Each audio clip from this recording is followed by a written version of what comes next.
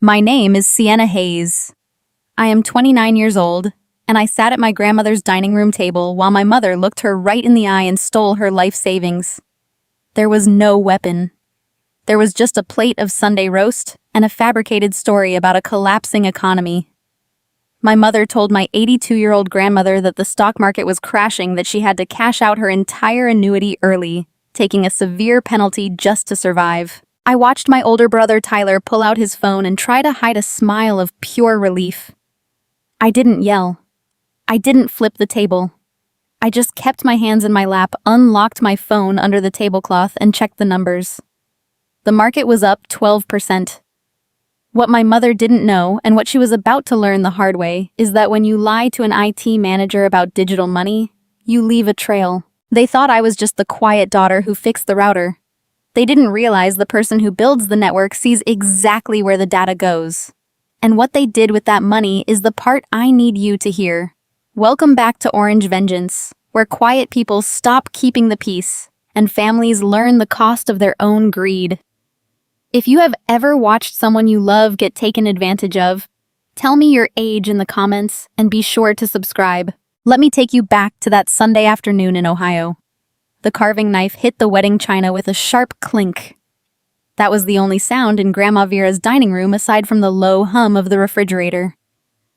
Sunday dinners in this part of the state follow a strict routine: pot roast buttered rolls and polite conversation.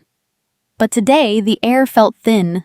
My mother Brenda stood at the head of the long oak table, a position she had quietly claimed over the last year.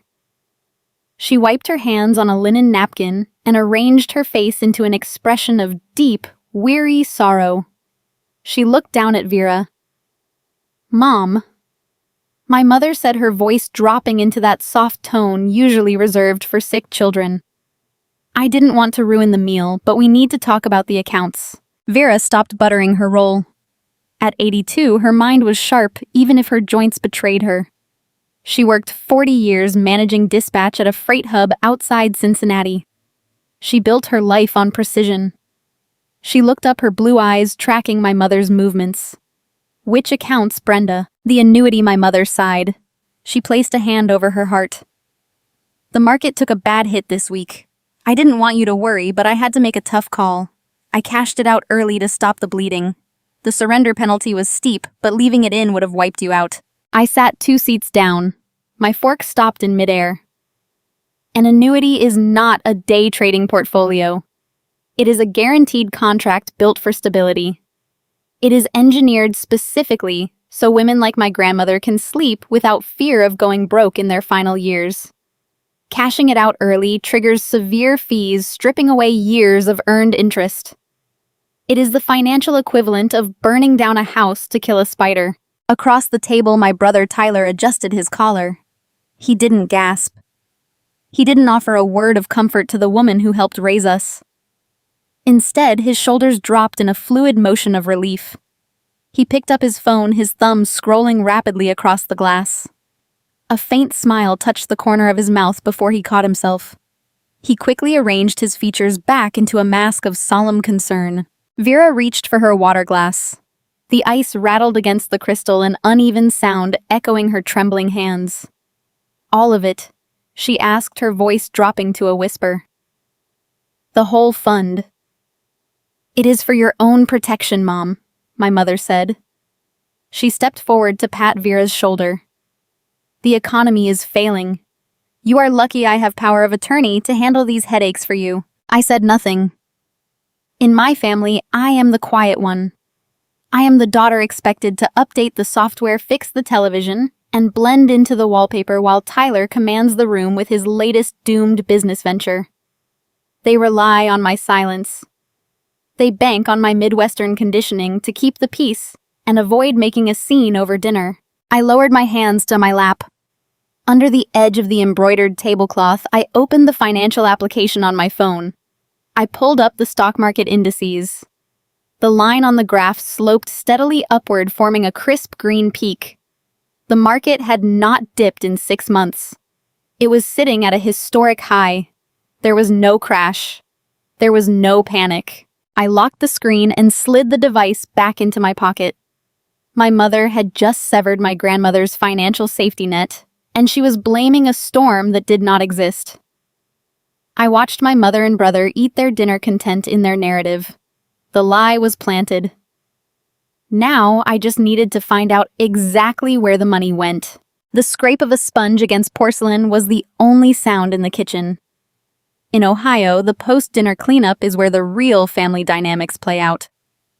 I stood at the sink running plates under hot water while my mother dried them with a floral towel. She hummed a hymn projecting an aura of domestic peace. Brenda possessed a rare talent for weaponizing Midwestern politeness. In her house, raising your voice was a sin. Asking direct questions was considered rude. If you challenged her version of reality, you were instantly labeled difficult, or accused of causing unnecessary drama. I handed her a dripping plate, watching her dry it with methodical care. She was a woman who kept her home spotless and her narrative ironclad. Growing up, the roles in our household were assigned early and written in stone. Tyler was the golden child. He was charismatic, tall, and armed with a smile that got him out of speeding tickets and unfinished homework. He called himself an entrepreneur. In reality, he was a serial starter of businesses that always seemed to require other people's capital. 3 years ago, it was a high-end sneaker resale company that folded in 6 months. 2 years ago, it was a consulting firm that never acquired a single client. Every time he failed, Brenda patted his cheek, blamed the market, and called him a visionary who was just ahead of his time. Then, there was me. The scapegoat. The quiet one. I am an IT manager. I oversee the network security for a regional healthcare provider managing sensitive data protocols for thousands of patients. But in this house, my title means nothing. To Brenda, I am simply the girl who fixes the router when the streaming service buffers. I am the daughter expected to arrive early, set the table, troubleshoot the smart television, and retreat to the corners. My competence is treated as a utility expected but never celebrated. Tyler asks for thousands of dollars and gets a lecture on his brilliant potential. I fix the home network and get a dismissive wave. I turned off the faucet and dried my hands on a dishcloth. Through the doorway, I could see Tyler lounging on the floral sofa, laughing at something on his phone. He looked entirely too relaxed for a man whose grandmother had just supposedly lost her life savings. His ease gnawed at me, but as I watched him, a specific memory surfaced clear and sharp. It happened a year ago, right around Thanksgiving. Vera had been complaining about losing access to her online banking. She used to write her passwords on yellow sticky notes, hiding them in cookbooks and under desk lamps. When a sticky note vanished, panic followed. I spent 3 hours that holiday weekend sitting beside her on the couch, setting up a secure password manager on her silver iPad. I created a master vault, linked it directly to her primary email address, and synced her financial portals. I taught her how to use the biometric fingerprint scanner so she would never have to remember a complex string of characters again. Brenda had walked through the living room while I was running the setup. She had paused, holding a tray of deviled eggs, and scoffed. She called the software nerd stuff. She told Vera not to trust her money to the internet.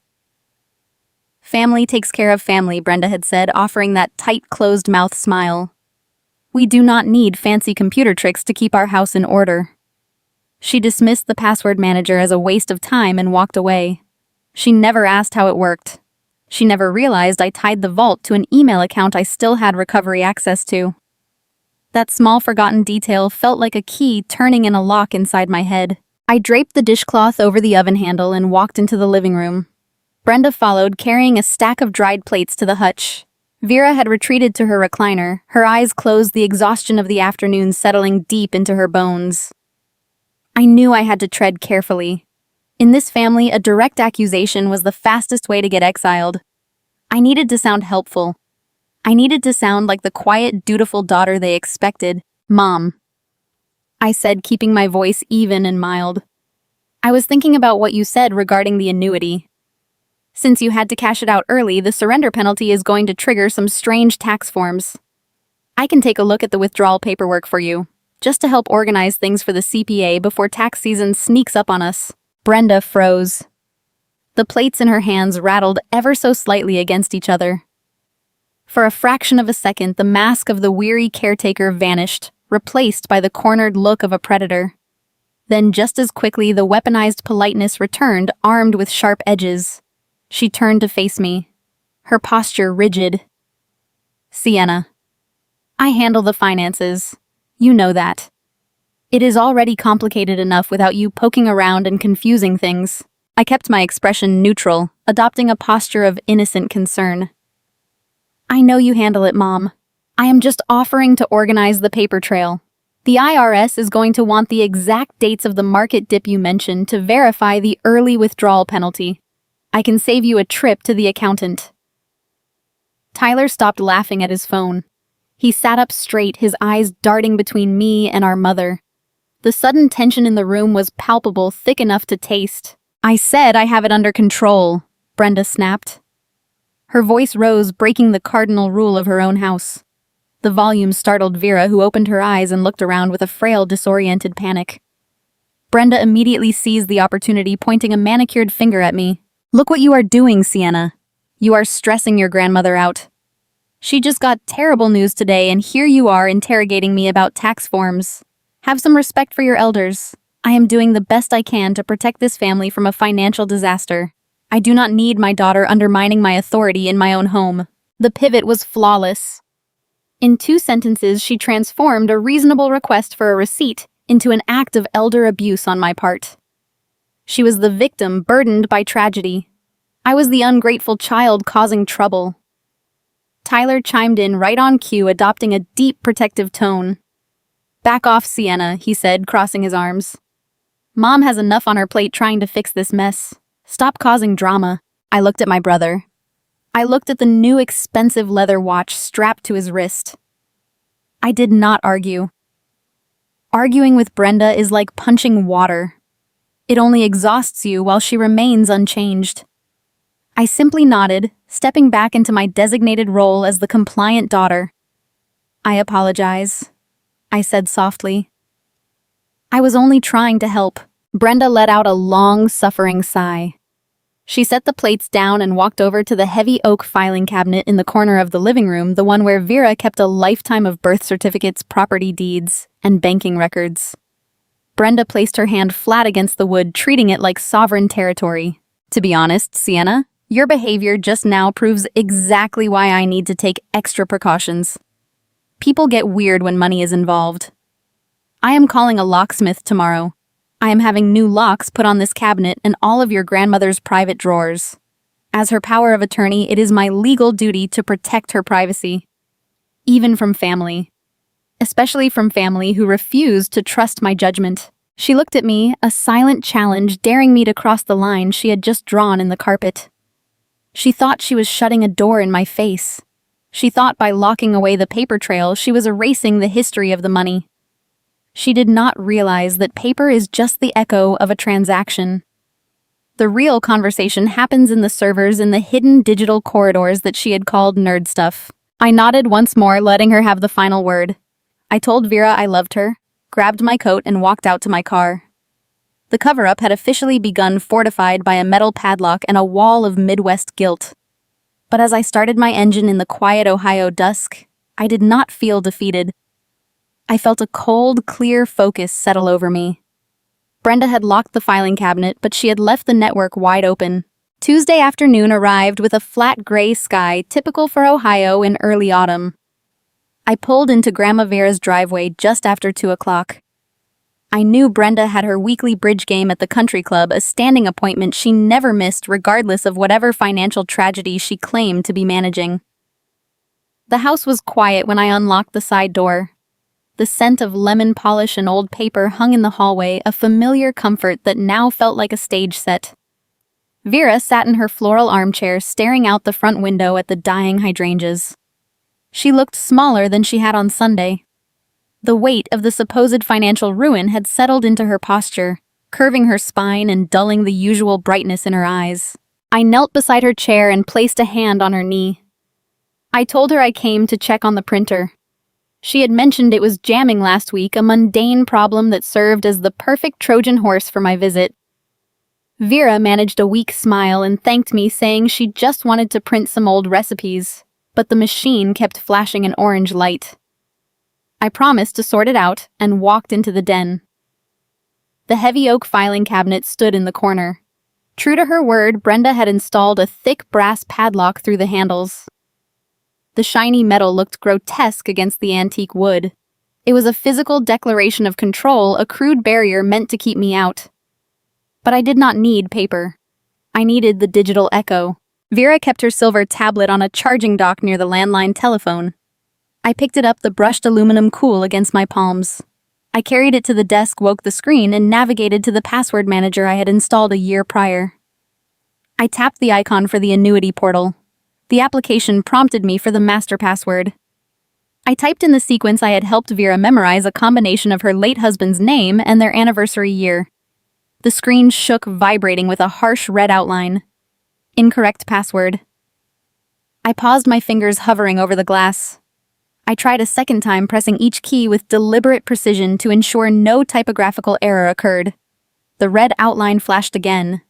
Access denied. A cold sensation trickled down my neck. Someone had locked the vault. I tapped the link to recover the account, expecting the system to route a verification code to Vera's primary email address. Instead, a prompt for security questions appeared on the screen. These were the secondary verification layers I had established to prevent a lockout. The original questions had asked for the name of Vera's childhood street and her first pet. Now the screen displayed a new inquiry. What is your favorite sports team? My grandmother has never watched a football game in her life. She prefers gardening programs and historical documentaries. But my brother Tyler practically built his entire personality around Ohio State football.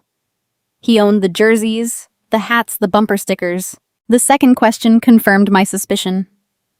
What was your high school mascot? Vera attended a small academy that closed 50 years ago. Tyler went to the local public high school, home of the Wildcats. The answers were so arrogant, so incredibly lazy, that they bordered on insulting.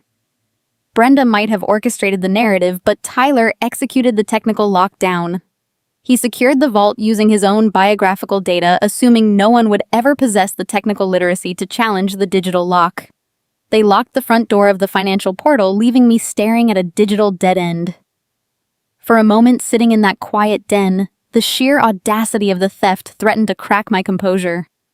They were operating with total impunity. I took a deep breath, letting the anger recede and the training take over. I am an information technology manager. I secure networks against hostile intrusions for a living. I know a fundamental truth about modern technology that my mother and brother failed to grasp. You can change a password, and you can lock a file, but you cannot erase the footprints you leave in the sand. Every digital action generates a log. Every device connecting to a network leaves a unique identifier. They had secured the destination, but they forgot to sweep the path they took to get there. I left the tablet on the desk and walked over to the blinking black box sitting behind the television. The home router. Most people view routers as magic boxes that provide wireless internet, never realizing they are actually localized traffic controllers. They record every entry, every exit, and every address that passes through their gates. I pulled a small laptop from my bag, connected a physical Ethernet cable directly into the back of the router, and typed the default gateway address into my browser. The administrative dashboard loaded instantly. Brenda might have locked the filing cabinet with brass, but she left the network administrator password set to the factory default. I bypassed the basic settings and navigated straight to the system logs. Lines of code cascaded down my screen, a dense ledger of timestamped data tracing back months. I filtered the traffic, isolating the specific uniform resource locator for the Annuity portal. The screen refreshed, narrowing thousands of lines down to a handful of specific connections. I found the exact moment the password was altered. The log displayed a session initiated not from Vera's tablet, but from an external device. I highlighted the Internet Protocol address attached to that specific session. I opened a new tab and ran the numbers through a standard geolocation tool.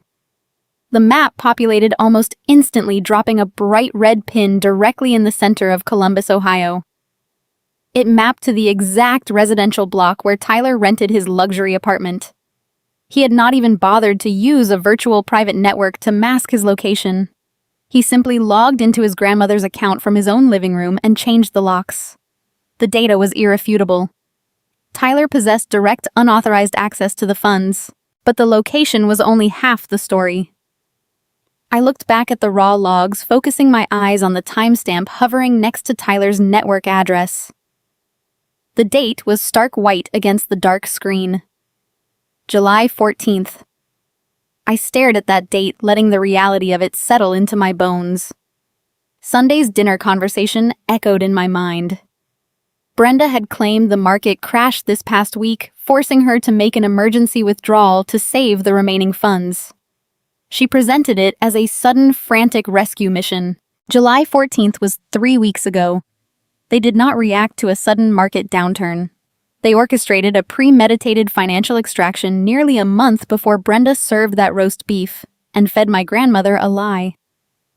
The narrative of the panicked, desperate daughter was a carefully constructed fiction designed to cover a calculated heist. They spent 3 weeks moving the money, changing the passwords, and securing the perimeter before they ever breathed a word of the loss to Vera. I disconnected my laptop and carefully placed the tablet exactly where I found it. The digital ghost had spoken, handing me the timeline and the culprit. I had the origin of the theft. I had the proof of the breach. But a log showing a password change does not prove where the money actually went. The bank would require a paper trail of the funds to establish fiduciary betrayal.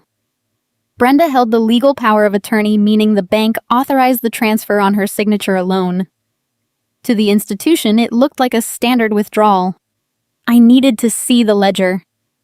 I needed the destination routing numbers, and those were locked behind the very portal Tyler had hijacked. I packed my bag and walked into the hallway, looking at Vera as she watched the garden. I could not fight this from inside the house. I needed someone on the outside, someone who knew the architecture of that specific annuity before Brenda ever got her hands on it. The gray autumn sky over Ohio stretched out like a bruised canvas as I merged onto Interstate 71, heading south toward Cincinnati. The digital ghost on my laptop gave me the origin of the crime, but I needed the financial architecture of the theft. I needed Richard Gable. For 3 decades, Richard Gable served as the financial bedrock for my grandparents. He was an old-school fiduciary, the kind of man who wore a 2-piece suit to a Tuesday morning coffee meeting and remembered the birthdays of every client's grandchild. He guided my grandfather's pension through the dot-com bust and the housing crisis, ensuring their nest egg remained untouchable. When my grandfather passed away, Richard structured the annuity specifically to guarantee Vera would have round-the-clock care in her final years if she ever needed it. He was the architect of her security. That is, until Brenda marched into his downtown office last year, slammed a freshly notarized power of attorney document on his desk, and formally revoked his management access. Before hitting the highway, I stopped at a local bakery in my hometown. I purchased a tin of almond crescent cookies dusted with powdered sugar. They were Vera's favorite, and by extension, a staple at every holiday party Richard ever attended at my grandmother's house. In the Midwest, you do not show up unannounced to ask for a dangerous favor empty-handed. You bring an offering. You leverage the shared history. Richard lived in a quiet brick colonial on the outskirts of Cincinnati. He had retired from active wealth management 2 years ago, but men like him never truly step away from the numbers. They keep their licenses active and their industry networks open. I parked in his immaculate driveway, gripping the tin of cookies, and walked up to the heavy oak front door. He answered after the second ring. Time had thinned his silver hair, but his posture remained rigid and alert. When he saw me standing on his porch, a flicker of genuine surprise crossed his face, followed rapidly by a shadow of deep concern. He knew a visit from Brenda's daughter was not a social call. He welcomed me inside, guiding me to a sunroom overlooking a meticulously landscaped backyard. I handed him the tin. He opened it, smiling a sad, nostalgic smile at the almond crescents, and offered me a seat in a wicker chair. We exchanged the mandatory polite pleasantries about the weather and his garden. Then the conversational grace period expired. "Your mother did not send you," Richard said, setting the tin on a glass coffee table. His tone was not a question. It was a statement of fact. "She did not," I replied, keeping my posture straight and my voice calm. "I came because Brenda announced at Sunday dinner that she cashed out Vera's entire annuity. She claimed the market crashed and she had to stop the bleeding." Richard did not gasp, but his hand tightened around the armrest of his chair. His knuckles turned white. He looked away, staring out at the falling autumn leaves, and let out a breath that sounded like a dry rattle. "The market is at a record high." "Sienna," he said quietly, "there is no bleeding to stop. And even if there was a downturn, that specific annuity contract was built with a guaranteed income floor. It was immunized against market volatility. I structured it that way on purpose, so your grandmother would never lose her principal." I felt a cold knot tighten in my stomach. The confirmation of the lie stung even though I already knew the truth. "How much does an early withdrawal cost?" I asked. Richard turned his gaze back to me. His eyes were hard, filled with a quiet professional fury. "It incurs a 15% surrender charge," he stated flatly. "That is a brutal penalty. It erodes tens of thousands of dollars of earned interest overnight. No competent fiduciary would ever advise liquidating that contract unless the client was facing immediate life-threatening insolvency. Your grandmother owns her house outright. She has no debt. There was zero financial justification for that withdrawal." "Then I need you to show me where the money went," I said, leaning forward. "I found network logs showing Tyler logged into her account and changed the passwords. But I need the routing numbers. I need the destination ledger to prove it." The silence in the sunroom stretched out heavy and thick. Richard picked up a pen from a side table and turned it over in his hands. He looked at me with a mixture of deep pity and firm resolve. "I cannot do that, Sienna," he said. "You know they stole it." I pressed, keeping my voice steady but firm. "You know Brenda hijacked your financial plan." "I know what the situation looks like," he corrected gently. "But knowing and providing documentation are two entirely different legal realms. Brenda holds a durable power of attorney. That document gives her the legal authority to liquidate assets, change beneficiaries, and redirect funds. When she presented that document to the firm, I was legally removed from the account. If I access those protected financial files now and hand them to a third party, even a well-meaning granddaughter, I violate federal privacy laws. I could lose my pension. I would face severe civil liability. Brenda would sue me and she would win." I sank back into the wicker chair. The wall of legal protection surrounding my mother was thick and reinforced. She had shielded her theft behind the very laws designed to protect vulnerable seniors. She had the notary stamp. She had the legal standing. I only had router logs and suspicion. "I understand," I said softly. "I will not ask you to risk your livelihood." Richard watched me for a long moment. The ethical dilemma played out across his face. He was a man who built his entire career on the principle of protecting his clients, and now his favorite client was being drained dry by her own daughter. He could not hand me a printed ledger. He could not send me an encrypted email with bank statements. But Richard was also a man who understood how to navigate around rigid compliance structures when justice demanded it. He reached over to the glass coffee table and picked up a plain white paper napkin that rested under his coffee mug. He uncapped his pen. He did not look at me while he wrote. He kept his eyes fixed on the paper, treating the act as a casual, absent-minded doodle. "I cannot give you any files regarding your grandmother's account," Richard said, his voice stripped of all emotion. "I have no legal right to discuss the internal movements of those funds." He slid the napkin across the glass table. It stopped inches from my hand. But he continued, speaking to the window rather than to me.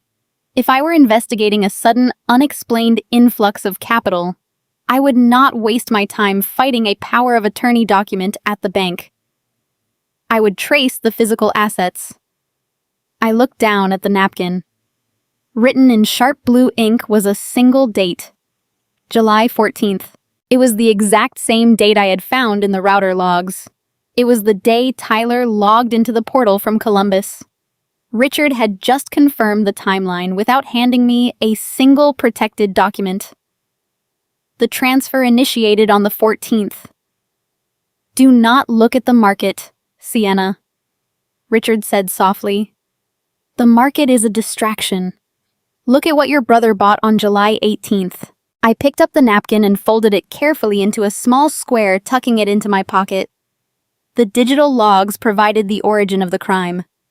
Richard just gave me the destination. I thanked him for his time, leaving the tin of cookies on the table, and walked back out to my car. The Ohio wind had picked up, carrying a bitter chill that promised a harsh winter. I sat in the driver's seat, gripping the steering wheel. I had a timeline. I had a suspect. But I still lacked the hard physical proof linking my grandmother's drained life savings to whatever Tyler had acquired 4 days later. My brother loved to brag about his success on social media. It was time to see exactly what kind of entrepreneur he was pretending to be. I returned to my apartment and sat at my desk, the glow of dual monitors cutting through the evening shadows. Richard Gable had handed me a date and a direction. "Look at what your brother bought on July 18th. I did not need a private investigator to follow Tyler. I just needed his social media footprint and a basic understanding of public records. Tyler possessed an ego that demanded an audience. He could never resist the urge to broadcast his perceived success to the world. Columbus is a logistics goldmine.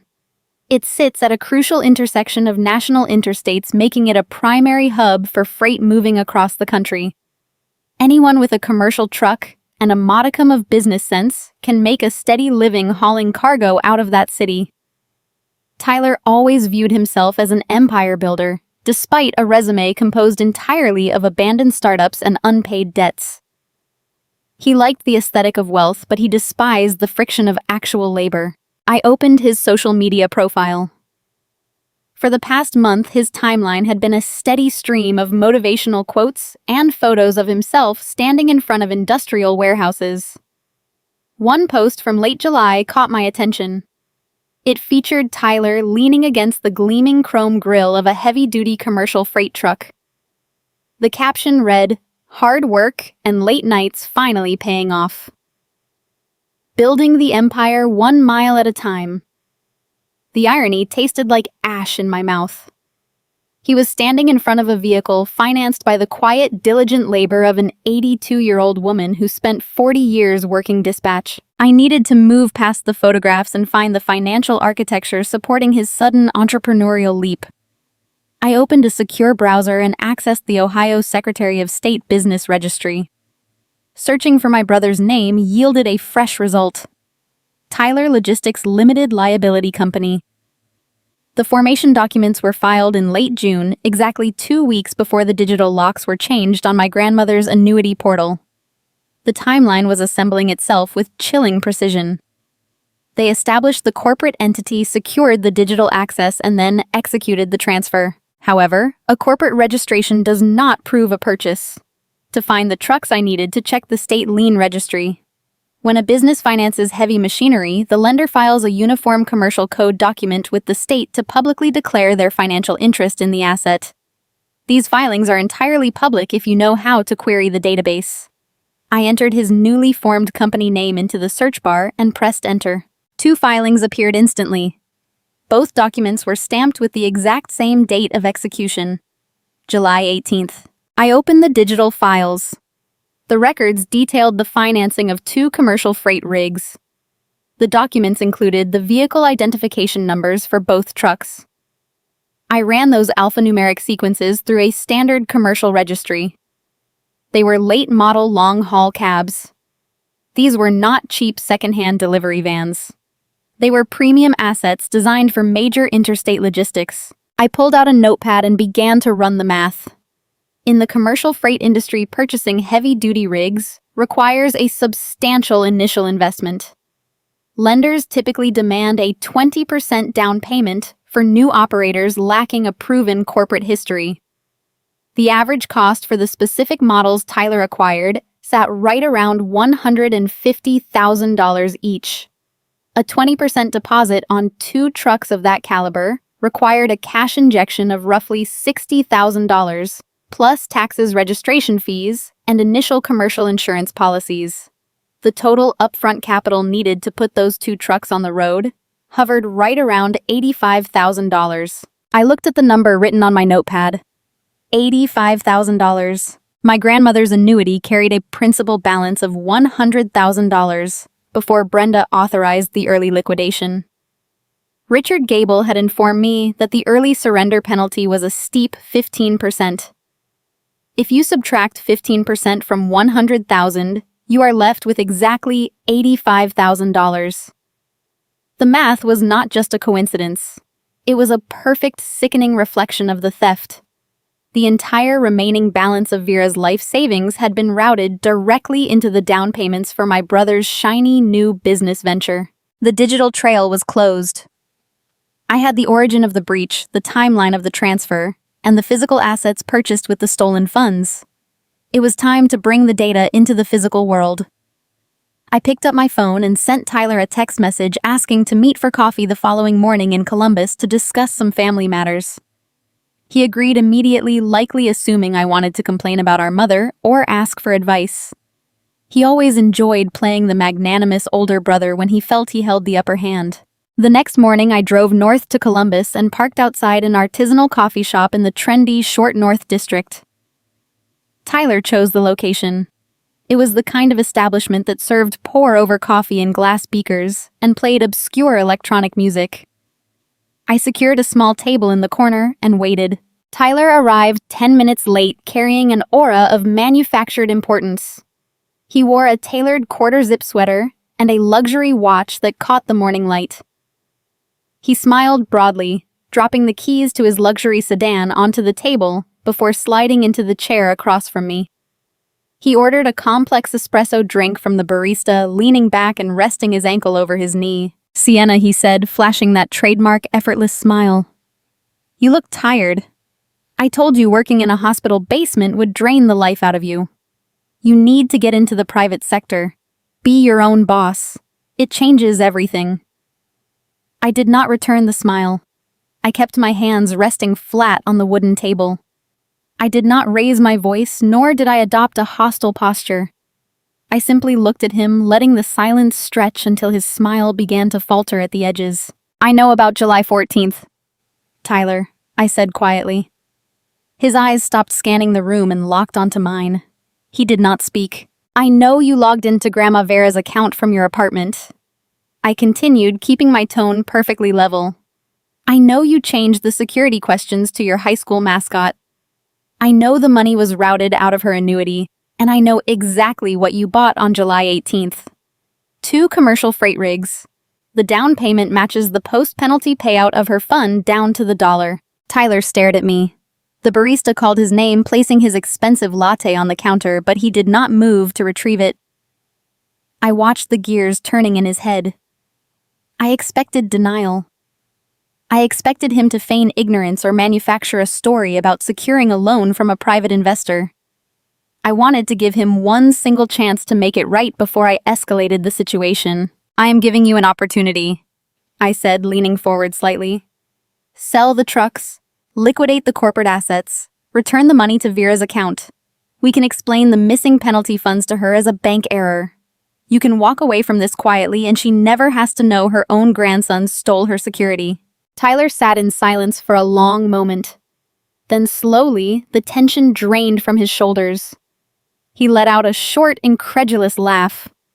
He stood up, retrieved his latte from the counter, and sat back down. He took a slow sip, savoring the foam, before setting the ceramic cup on the table. He was not panicked. He was amused. "You spent a lot of time digging through computer files, Sienna," he said, his voice dripping with condescension. "But you clearly do not understand how the real world operates." He leaned across the table, invading my space, his expression shifting from amusement to cold arrogance. "Nobody stole anything," he whispered. "Mom is the legal power of attorney. She has total, unmitigated authority over Vera's financial estate. She evaluated the assets and decided to issue a structured gift to her son to help build a generational family business. It is perfectly legal. He tapped his index finger against the wooden table, emphasizing his next words. She signed the authorization. The bank cleared the wire. The state registered the vehicles. It was a gift, Sienna. You can pull all the internet logs you want, but you cannot touch us. You have no legal standing, and Mom holds the shield. He picked up his car keys, offered me a patronizing wink, and walked out of the coffee shop, leaving me sitting alone in the corner. He had just confessed to the entire scheme, confident that the legal architecture Brenda constructed was impenetrable. He was right about one thing. A power of attorney is a formidable legal fortress. If the bank saw Brenda's signature on the transfer request, they would view the transaction as authorized by the account holder. Proving financial exploitation requires more than just showing the money moved. It requires proving a deliberate breach of fiduciary duty. I could not just report a theft. I had to legally dismantle the shield my mother was holding.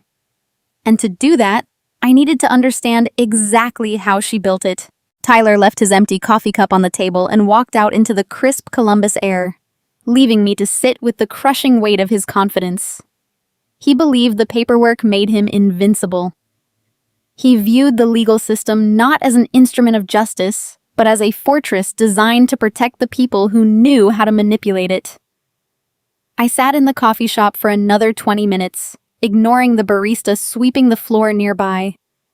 I needed to see the armor my brother was hiding behind. I needed to read the exact text of the document that allowed my mother to drain a lifetime of labor with a single signature. When I returned to my apartment, I bypassed my personal laptop and booted up my secure workstation. In Ohio, legal instruments granting financial authority over a person are recorded in the county public registry. They are digitized, indexed, and available for download if you know the correct portals to search and are willing to pay the small municipal processing fees. I navigated to the county recorder database, entered my grandmother's legal name, and filtered the results by instrument type. A single file populated the screen. Durable power of attorney. Executed and filed late last autumn. I paid the fee, downloaded the portable document format file, and opened it on my secondary monitor. The language was sweeping, dense, and terrifying in its scope. It was not a limited medical directive or a temporary guardianship. It was a comprehensive financial surrender. The paragraphs explicitly granted my mother the right to liquidate assets, empty bank accounts, manage real estate, and redirect investments without requiring any secondary oversight. It gave Brenda the authority to act as Vera in every commercial capacity. I scrolled to the final page to examine the execution details. The document was dated November 12th of last year. I stared at the date, letting my memory align with the calendar. A bitter chill ran through my arms. November 12th was a Tuesday. It was also the exact day Vera lay in a recovery room at the local hospital following surgery for a fractured wrist. She had slipped on an icy patch near her garden hose. The doctors had prescribed a heavy dose of intravenous painkillers to manage the post-surgical agony. The image formed in my mind with sickening clarity. I remembered visiting the hospital that evening. Vera had been drifting in and out of a narcotic haze, unable to track a basic conversation. Brenda had been sitting by the bed holding a clipboard, playing the role of the devoted, frantic daughter for the nursing staff. She told me she was just handling some routine insurance authorization forms, so Vera would not have to worry about the billing. I had trusted her. I had walked down to the cafeteria to buy us coffee, while my mother placed a pen in the hand of a drug-disoriented woman and secured the keys to her entire financial existence. I zoomed in on the bottom of the digital page, focusing on the notary public stamp. For a legal instrument of this magnitude to be valid in Ohio, it requires an impartial witness to verify the sound mind and uncoerced signature of the principal signer. The stamp belonged to a woman named Patricia Caldwell. The name clicked into place immediately. Patricia was Brenda's regular tennis doubles partner at the country club. She was a woman who spent her afternoons drinking mimosas on the clubhouse patio. Someone who would rubber stamp any piece of paper her friend placed in front of her without asking a single ethical question. The corruption was casual suburban and deeply insulated by wealth. I printed the document, placed it in a manila folder alongside the printed router logs and the public LLC filings detailing the truck purchases, and picked up my phone. I could not fight this battle with technical skills alone. I needed a legal tactician. I arranged a quiet off-the-books consultation with Marcus Reed, an attorney specializing in elder law and financial exploitation in downtown Cincinnati. His office smelled of lemon polish and old leather, a sharp contrast to the sterile environment of my server rooms. Marcus was a pragmatic man with tired eyes and a reputation for dismantling predatory relatives. He sat across from me at a heavy mahogany desk, carefully reviewing the contents of my folder. He spent 20 minutes reading the documents, cross-referencing the dates, and examining the router logs. I waited for him to smile, to tell me we had them cornered, to validate the meticulous evidence I had gathered. Instead, Marcus closed the folder, folded his hands over the thick paper, and sighed. The sound was heavy, filled with the specific exhaustion of a man who spends his life watching the law fail the people it was written to protect. "You have done an exceptional job gathering this data, Sienna," he began, his tone measured and grave. "The timeline is compelling. The connection between the annuity withdrawal and your brother's corporate purchase is undeniable to a logical mind. But a courtroom does not operate on common sense. It operates on statutory definitions." He tapped the printed power of attorney document. "This is your brick wall. This specific instrument is drafted beautifully. It is broad, it is durable, and it explicitly waives the requirement for Brenda to provide regular accounting to the rest of the family. When Brenda walked into the financial institution and requested the early surrender of the annuity, the bank did exactly what they were legally obligated to do. They followed the authenticated instructions of the designated agent. In the eyes of the bank, no theft occurred, but she took the money and gave it to Tyler, I countered, leaning forward. She breached her duty to Vera. She caused a 15% penalty just to buy commercial trucks for a business that has nothing to do with my grandmother's care." Marcus nodded slowly. "You are describing a breach of fiduciary duty. Under Ohio law, an agent acting under a power of attorney must act in the principal's best interest. However, the law also recognizes that competent adults are allowed to make gifts to their family members. Tyler told you at the coffee shop that this was a structured gift to build a family business. That is exactly the defense their lawyer will use. They will argue that Vera, through her legal agent Brenda, decided to invest in her grandson's future." He leaned back in his leather chair, the gravity of the situation filling the room. "To break that defense, you cannot just show that the investment was bad, or that the timing was suspicious. The burden of proof falls entirely on you. You have to demonstrate with hard, irrefutable evidence that Brenda engaged in intentional self-dealing. You have to prove she actively conspired to impoverish your grandmother for her own direct benefit, or for Tyler's overriding the gift defense." "What about the notary?" I asked, desperation edging into my voice. "Patricia Caldwell is her tennis partner. Vera was on heavy narcotics when she signed it. That proves coercion. Proving diminished capacity a year after the fact is incredibly difficult," Marcus explained gently. "You would need the attending physician to testify that Vera was legally incompetent at the exact hour the document was signed. The hospital records will just show standard pain management. The notary will testify under oath that Vera seemed perfectly lucid and happy to sign. It becomes a swearing contest, and courts historically default to the executed paperwork." He slid the folder back across the desk toward me.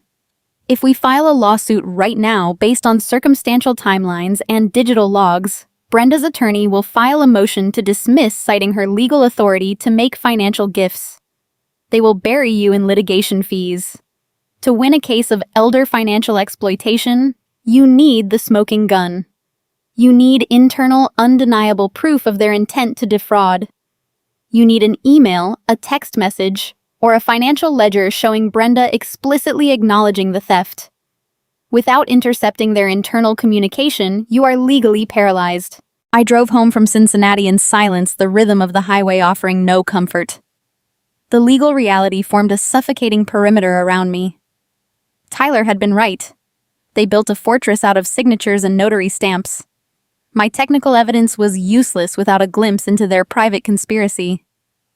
I was locked on the outside of the perimeter, holding a handful of network logs that no judge would accept as definitive proof of a crime. I needed to breach the inner circle.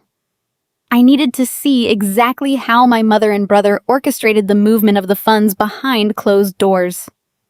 But as I pulled into my apartment complex, my phone began to vibrate in my passenger seat. The caller identification displayed my mother's name. I let it ring 3 times, steeling myself against the polished facade I knew was waiting on the other end before finally swiping to answer. The conversation that followed would shift the battlefield entirely, moving the threat away from the stolen money and pointing it directly at the only thing my grandmother had left. I accepted the call, allowing the Bluetooth connection in my car to pick up the audio. Brenda did not bother with a polite greeting. Her voice flooded the cabin, layered in a manufactured, breathless exhaustion that she perfected over decades of playing the martyr. "Sienna, I have been dealing with nightmares all afternoon," she announced, sighing heavily into the receiver.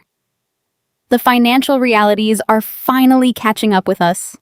We have to make some hard choices." "What realities, Mom?" I asked, gripping the steering wheel while keeping my tone perfectly neutral. "The annuity," she said, her voice dropping into a register of fake sorrow. "Without that safety net, we simply cannot afford to keep your grandmother in that big house. The property taxes, the heating bills, the general upkeep. It is draining what little liquid cash she has left. I made a very difficult decision today. I am doing it for her own good, even if she does not understand it yet." I kept the engine off, staring at the brick facade of my apartment building. "The house is paid off," I replied calmly. "She has her monthly Social Security checks to cover the utilities and groceries. She is fine where she is. There is no financial emergency. She is 82 years old." Brenda snapped the saccharine facade, slipping for a fraction of a second. "If she falls, if she requires round-the-clock medical care, we have nothing to draw from, because the market wiped her out." I spent the entire morning touring assisted living centers. I found an available bed at Oak Ridge. It is a state-funded facility. They take Medicaid. It is highly practical. Oak Ridge. I knew the place. Anyone who grew up in our county knew Oak Ridge. It was a bleak cinderblock building situated on the edge of the industrial park, notorious for severe understaffing and the sharp perpetual scent of floor wax and institutional decay. It was a warehouse for the forgotten. It was a place characterized by fluorescent lights, linoleum hallways, and shared rooms. It was not a home for a woman who spent 40 years working logistics dispatch and building a generational legacy. "You cannot put her in Oak Ridge," I said, my voice steady despite the adrenaline flooding my veins. "I already started the admissions paperwork," Brenda replied, her weaponized politeness returning in full force. "And I called a real estate agent, a lovely woman from my tennis club. She is coming to the house next Wednesday to take listing photos and put a for sale sign in the front yard. We need to liquidate the property to cover her transition costs. I will be handling the sale through my power of attorney. I expect you to come over this weekend and help pack her belongings. Do not make this harder than it already is, Sienna." The line went dead. I sat in the silent car, listening to the hum of the city traffic in the distance. The disparate pieces of her strategy snapped into a terrifying alignment. The annuity was never the end game. The cash extraction was merely the opening move. By draining the liquid assets and blaming the global economy, Brenda fabricated a financial crisis. That fake crisis provided the perfect legally defensible excuse to sell the real estate. The house was worth at least $400,000 in the current market.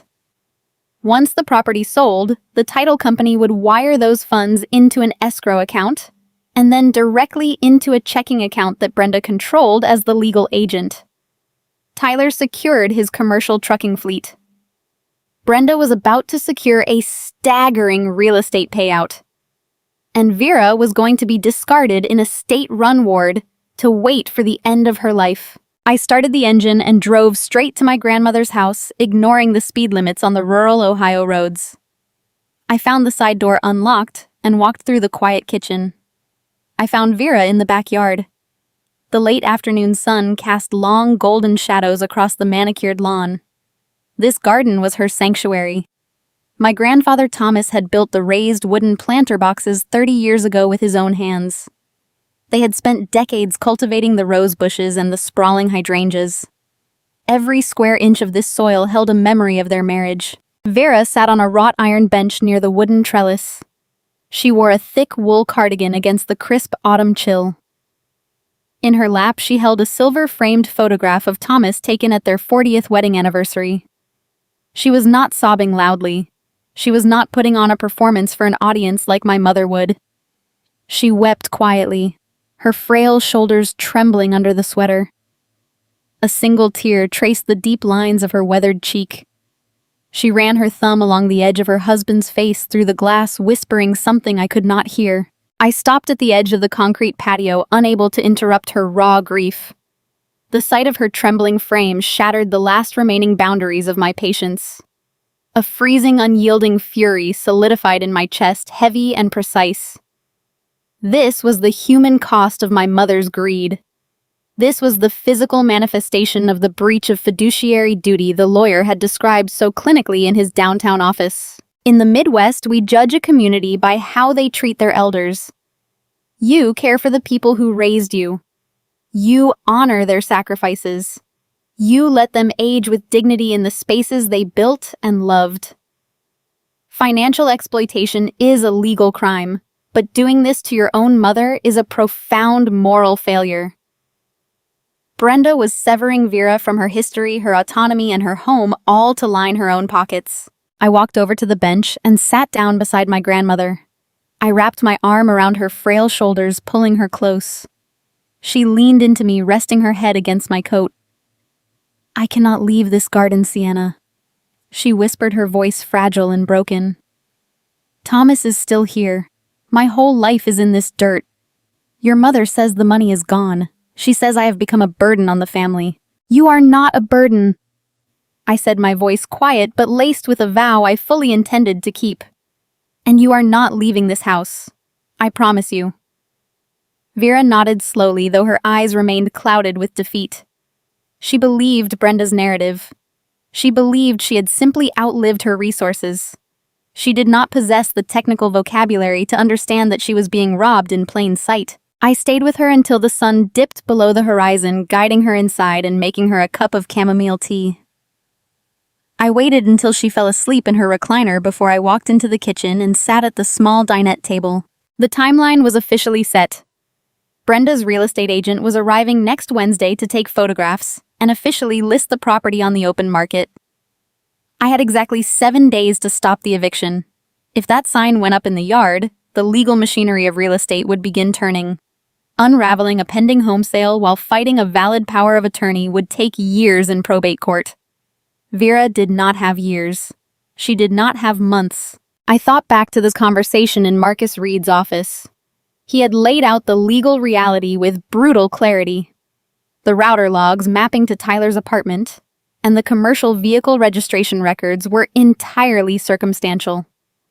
The power of attorney shielded Brenda from external audits. To prove elder financial exploitation and halt the sale of the house, I needed a smoking gun. I needed irrefutable evidence of intentional self-dealing. I needed an internal communication where my mother and brother admitted to the scheme. Brenda was meticulous. She kept her paper trail locked behind brass padlocks and weaponized guilt. But Tyler was different. Tyler was inherently sloppy. He built his entire life on unearned confidence and taking the path of least resistance. He operated a commercial logistics company now, which meant he conducted complex business transactions. He negotiated freight rates, communicated with brokers, and coordinated the financial logistics with our mother. He used digital channels for everything. And I knew a specific detail about my brother that no lawyer and no bank investigator could possibly know. I knew his digital habits. I knew exactly how his mind worked when he sat in front of a keyboard because I spent my teenage years fixing his computer mistakes.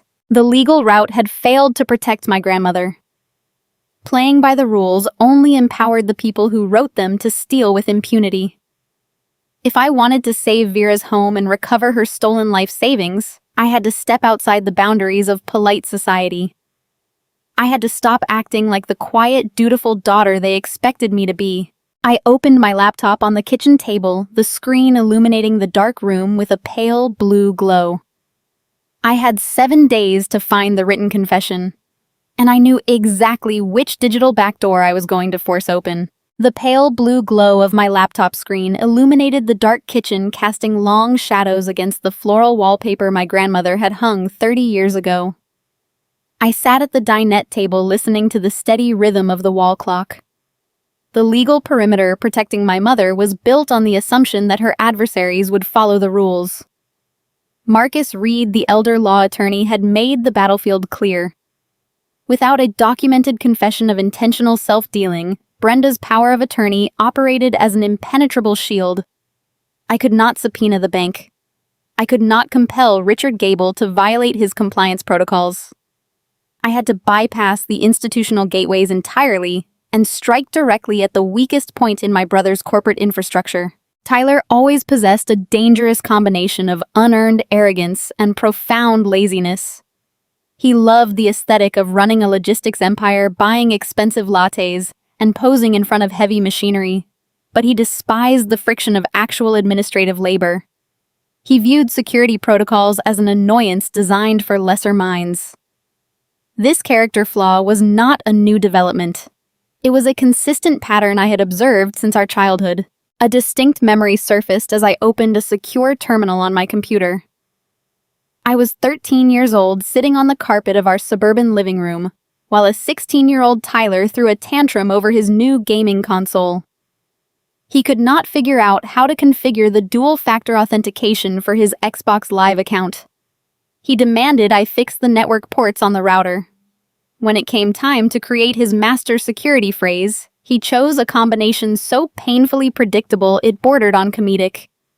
He used the name of his childhood golden retriever, his high school football jersey number, and a single exclamation point. Over the ensuing decade, across various email accounts, banking portals, and social media platforms, he never actually changed the root sequence. He simply updated the year at the end of the phrase.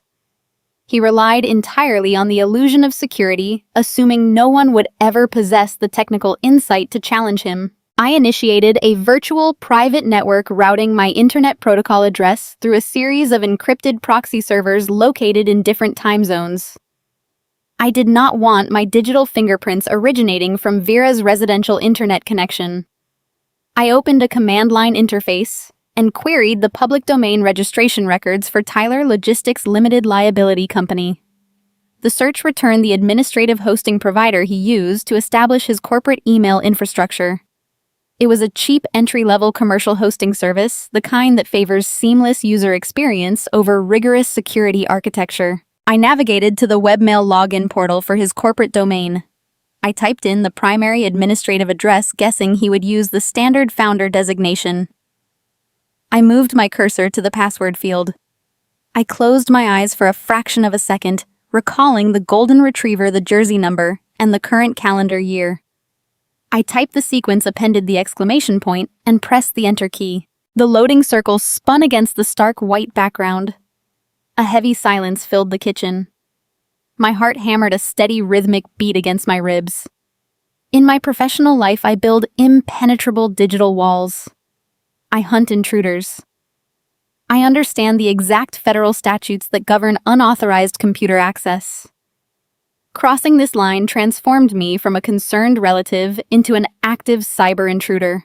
The screen flashed, transitioning from the login portal directly into the administrative inbox of Tyler Logistics. The password worked. His laziness had left the back door swinging wide open in the wind. I was inside the central nervous system of his enterprise. The inbox contained hundreds of unread messages ranging from freight brokers to insurance underwriters. I did not have time to browse. My access could be detected if he happened to log in simultaneously from his apartment in Columbus. I moved to the search bar and inputted a series of specific queries. I searched for the terms Annuity, wire transfer, Gable, and Vera. The search algorithm churned through his archives and filtered the results down to a handful of electronic conversations. I clicked on a specific thread dated July 15th, one day after the router logs showed Tyler accessing the financial portal, and 3 days before the commercial vehicles were registered with the state. The sender address belonged to Brenda's personal email account. I opened the thread. The text on the screen was cold, precise, and entirely devoid of familial affection. They were not discussing a gift. They were coordinating a heist. Brenda's initial message was brief. The wire from Grandma's account cleared this morning. The funds are resting in your corporate checking. Buy the trucks before Sienna starts asking questions about the missing mail. I locked the filing cabinet, but you know how your sister gets when she thinks she is solving a puzzle. Tyler had replied 2 hours later. Trucks are secured. Deal closes on the 18th. You are sure Gable cannot flag the withdrawal? Brenda answered almost immediately. Gable is locked out. The power of attorney overrides his advisory status. The bank processed it as a standard family investment. Just keep your mouth shut at Sunday dinner and let me handle the narrative about the economy. I stared at the glowing pixels, my breathing shallow and fast. There it was. The smoking gun Marcus Reed said I needed. It was an undeniable written confession of a conspiracy to commit elder financial exploitation. Brenda explicitly acknowledged draining the account to fund the trucks, recognized me as a threat to their operation, and detailed her strategy to fabricate a story about the collapsing market. This single email thread dismantled the legal defense of a structured gift. It proved intentional self-dealing. It proved she manipulated her fiduciary power to enrich her son and impoverish her mother. My fingers flew across the keyboard. I triggered a bulk export of the entire inbox, compressing the email's attachments and server routing headers into a single encrypted archive file. I downloaded the package directly to an external flash drive I kept on my keychain. The progress bar crept across the screen, a slow blue line representing the total destruction of my mother's carefully crafted facade. When the download finished, I scrubbed the active session cookies, cleared the browser cache, and severed the proxy connection. I pulled the flash drive from the port and held the small metal casing in my palm. The physical weight of the evidence felt immense. I had the weapon necessary to halt the real estate listing and force the return of the stolen capital. I could save Vera's home. I leaned back in the wooden kitchen chair, letting the adrenaline recede. As my heart rate slowed, my professional training began to assert itself, chilling the initial rush of victory. I looked at the flash drive, and the true gravity of my situation settled over me like a suffocating blanket. I had the proof, but the evidence was radioactive. To use this email chain, I would have to submit it to a probate judge, or hand it over to a state investigator. The moment I placed this document on a mahogany desk, the very first question any competent defense attorney would ask is how I obtained internal corporate communications from a private limited liability company. I could not lie under oath. If I admitted to accessing Tyler's corporate email server without his explicit authorization, I would be confessing to a violation of the Computer Fraud and Abuse Act. I would be handing Brenda's attorney the exact ammunition needed to have the evidence suppressed under the doctrine of illegally obtained material. More devastatingly, I would face severe criminal exposure. The state prosecutor could indict me for felony cyber intrusion. I would lose my career, my professional licenses, and my freedom. Tyler and Brenda had stolen $85,000 using a perfectly legal piece of paper. I had uncovered their crime using a federal felony. I set the flash drive on the table. The brilliant, desperate heist had yielded the ultimate truth, but I was entirely paralyzed by the method of its discovery. I knew exactly what my mother and brother had done, yet I could not utter a single word of it in a courtroom without burning my own life to the ground. They were insulated by the law, and I was trapped by it. If I wanted to use the information contained on that drive, I had to find a way to make the bank voluntarily hand me a clean, legally pristine version of the exact same ledger. I needed a back door into the financial institution, and I knew only one man possessing the institutional leverage to open it. The small metal flash drive sat on my passenger seat like a live grenade. The drive back to Cincinnati the next morning felt infinite, a gray ribbon of Ohio interstate unfolding under a heavy, overcast sky. I possessed the entire blueprint of my mother's conspiracy locked inside that encrypted digital file, yet I could not present it to a judge without admitting to a federal cybercrime. I was holding a weapon that would detonate in my own hands the moment I tried to use it. I needed a clean version of the exact same truth. I needed a document obtained through lawful institutional channels, one that Brenda's high-priced defense attorney could not suppress. Richard Gable opened his heavy oak front door before I could ring the bell. He stood in the entryway wearing a pressed cardigan holding a ceramic coffee mug.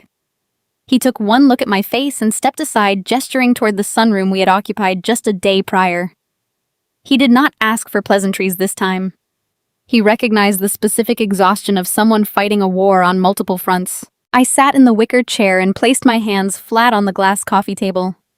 I chose my words with extreme caution, navigating the fragile boundary between asking for help and confessing to a felony. I found the destination of the money, I said, keeping my voice low and even.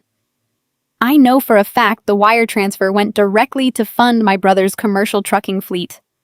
I know Brenda coordinated it to preemptively drain the estate. And I know they are planning to list Vera's house for sale next Wednesday to steal the remaining equity before banishing her to a state-funded Medicaid ward. Richard closed his eyes. A sharp, visible grimace tightened the corners of his mouth. He spent 30 years building wealth for factory workers, teachers, and small business owners across the Midwest. He despised financial predators, but he held a particular quiet hatred for children who cannibalized their own parents. I have the proof. I continued, leaning closer to the glass. But I acquired the information through channels that are technically unofficial. A court will not admit my source material. If I hand my evidence to an investigator, Brenda's lawyer will have it thrown out and I will face legal retaliation. I need the bank to produce the exact same ledger voluntarily.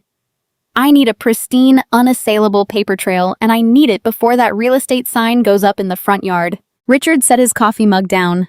He looked at the frost gathering on the sunroom windows, his mind turning over the rigid architecture of the financial industry.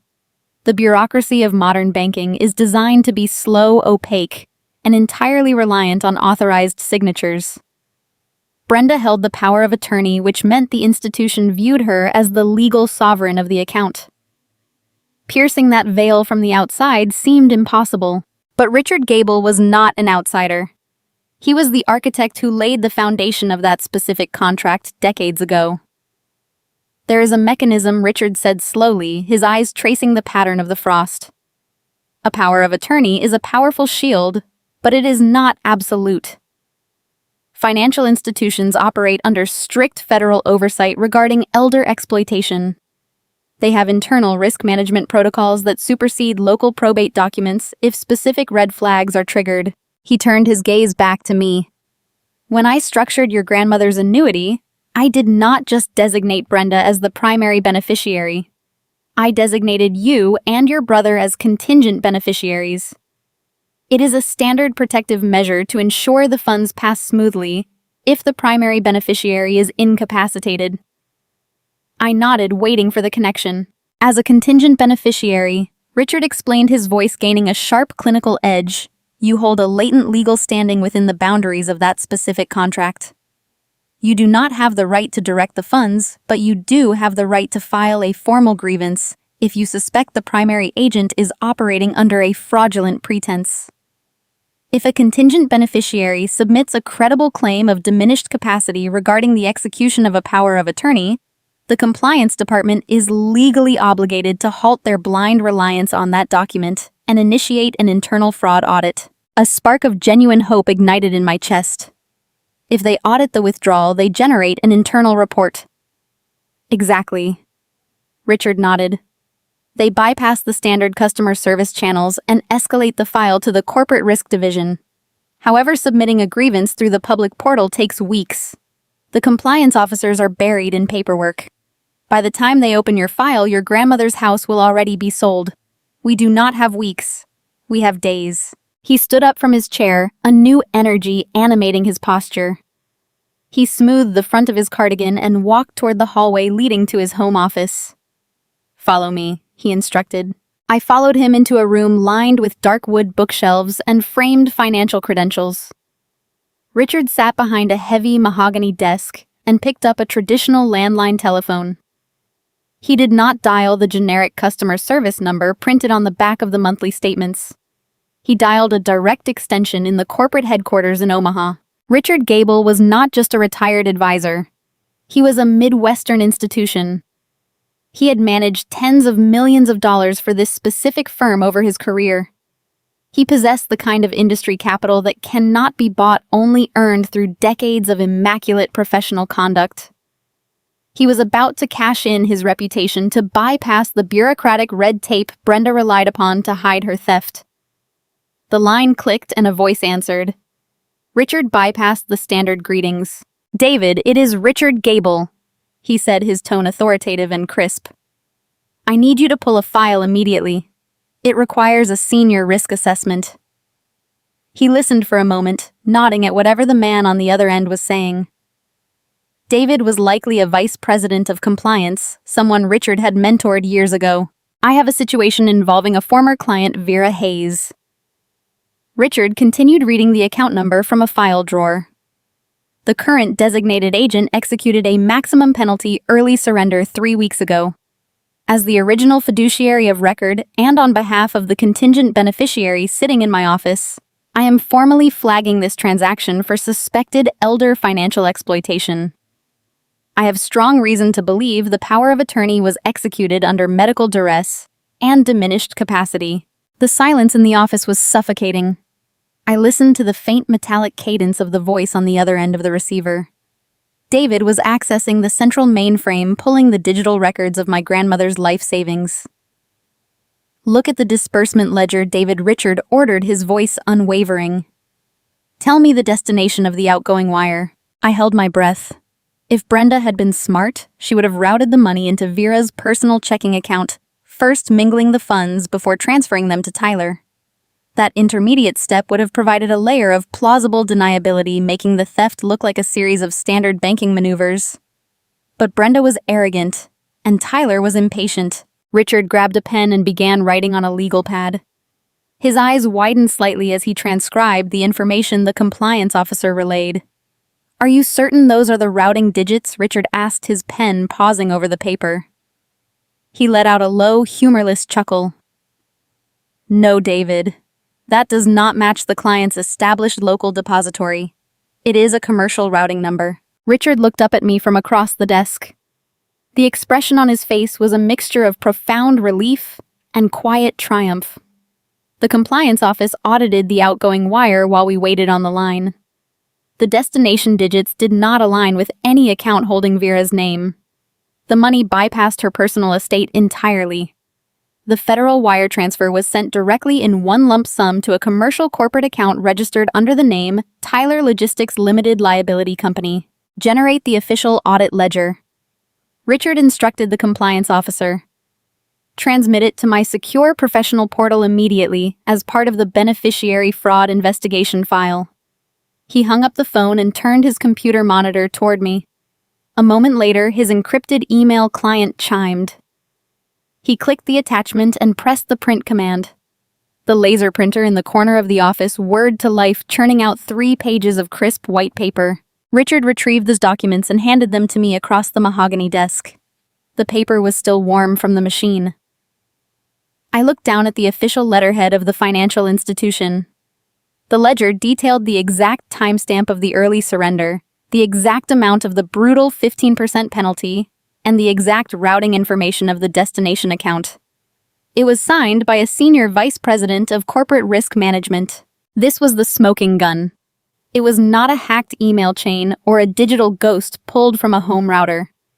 It was a certified lawful financial document generated by the institution itself. It was pristine, irrefutable, and entirely admissible in any court in the country. The radioactive flash drive in my pocket was no longer necessary. We had successfully dismantled the legal shield Brenda constructed, and we had done it using the very banking regulations she thought would protect her. I folded the ledger and placed it carefully into my jacket pocket. The trap was now fully armed with lethal, undeniable data. Brenda was busy picking out real estate signs and browsing brochures for state-run nursing facilities operating under the delusion that her secret was safe behind a brass padlock. She had no idea that her quiet, invisible daughter was walking out of a Cincinnati office holding the instrument of her total destruction. The crisp, certified ledger rested on the passenger seat of my car, all the way back from Cincinnati. That single piece of paper carried more weight than any digital file I possessed. It was the undeniable truth stamped and verified by corporate compliance tracing every stolen dollar directly to my brother. I could have driven straight to the local police precinct. I could have handed the document to a desk sergeant, filed a formal report, and let the slow wheels of the justice system take over. But a quiet arrest would leave a vacuum, and Brenda abhorred a vacuum. She would fill the silence with her own narrative. She would tell the neighbors, the country club, and the extended family that the banking establishment made a clerical error, that Tyler was a victim of corporate misunderstanding, and that I was a hysterical daughter trying to ruin them. In Ohio, the legal system handles the law, but the extended family handles the truth. If you want a betrayal to stick in the Midwest, you do not execute it in a sterile courtroom. You bring it into the dining room. You lay it out on the table next to the pot roast and the dinner rolls. You force the enablers to look at the undeniable facts in broad daylight, surrounded by the very community they rely upon for their social standing. I needed an audience. I needed the aunts, the uncles, and the cousins who had spent decades nodding along to Brenda's fabricated stories of sacrifice and Tyler's exaggerated tales of entrepreneurial brilliance. I parked my car and pulled out my phone. I navigated to the large family group chat, a digital space usually reserved for holiday planning and sharing photographs of pets. I began typing a message, carefully crafting the tone to sound resigned, mournful, and entirely defeated. Since the real estate agent is coming this Wednesday to take listing photos of Grandma Vera's house, I wrote, keeping the sentences short and polite. I thought we should have one last large gathering, a farewell dinner this Sunday. A chance for everyone to enjoy the house and the garden together before we have to start packing up her life. Please come around 4 o'clock. I pressed send and waited. The response was almost instantaneous. Aunts and uncles replied with sad emojis and promises to bring casseroles, side dishes, and dessert. They bought the premise without a single question. Then my phone vibrated in my palm with an incoming call. The screen displayed my mother's name. I took a deep breath, smoothing my expression into neutral submission, and answered, "Sienna." My mother said, her voice dripping with a cloying, triumphant sympathy.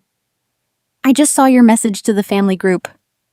I have to say, I am so proud of you. I know you were struggling to accept the financial realities of your grandmother's situation, but seeing you finally step up and embrace the transition is a huge relief." She paused, letting her victory hang in the air. The condescension radiating through the speaker was thick enough to choke on. She genuinely believed I had surrendered. She thought her weaponized guilt and the impenetrable wall of her legal paperwork had broken my spirit. "Thank you, Mom," I replied, forcing my voice to sound soft and subdued. "You were right. The house is too much to manage. We have to be practical about her care." "Exactly," Brenda chirped, her tone brightening with the thrill of being validated. "It takes a mature person to admit when they are wrong. Since you are hosting on Sunday, I want you to be productive. Go to the hardware store and pick up 20 cardboard moving boxes. Get the heavy-duty packing tape and a stack of permanent markers. We can use the family dinner to start boxing up the good china and the silver. There is no sense in delaying the inevitable." "I will get the boxes," I said calmly. "I will have everything ready by the time you arrive. Do not forget the bubble wrap," she added, her tone shifting into a sharp command before the line went dead. I lowered the phone, staring at the blank screen. She wanted me to purchase the very boxes she intended to use to pack away my grandmother's dignity.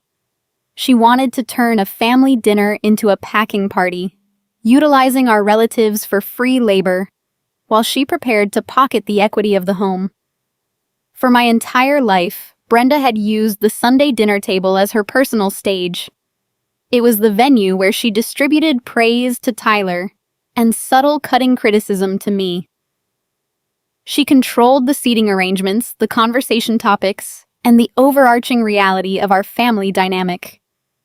She expected this Sunday to be her crowning achievement, a public display of her martyrdom, as she tragically dismantled her own mother's household for the greater good.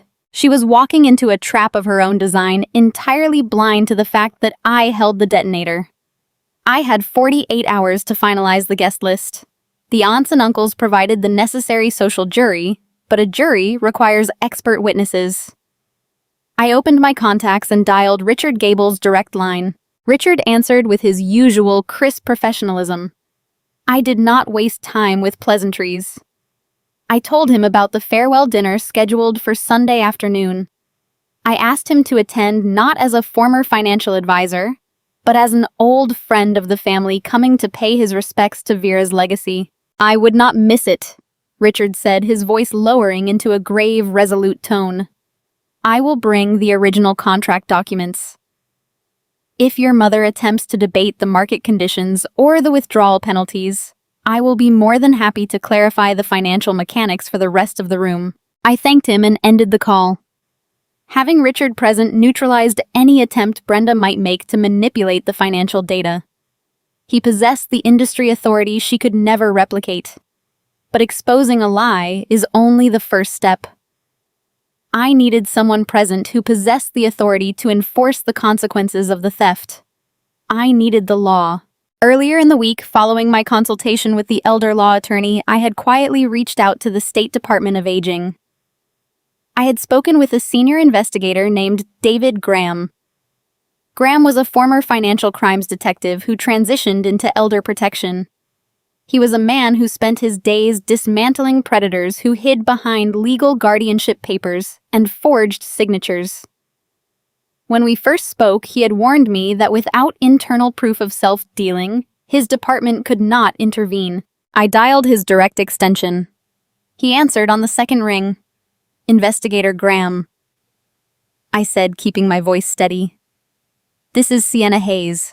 We spoke a few days ago regarding my grandmother Vera and a suspected fraudulent annuity surrender. I remember the case, Sienna. He replied, the sound of keyboard keys clacking in the background. Has the situation changed? I told you we need a documented destination for those funds before we can open a formal inquiry. I have the official compliance ledger from the issuing institution, I stated. The document confirms the penalty withdrawal. It also confirms the outgoing federal wire did not route to my grandmother's accounts. It went directly into a commercial corporate account owned by my brother. The typing on the other end of the line stopped instantly. A heavy, serious silence replaced the background noise. You have the certified ledger? Graham asked, his tone shifting from bureaucratic detachment to sharp investigative focus. I do, I confirmed.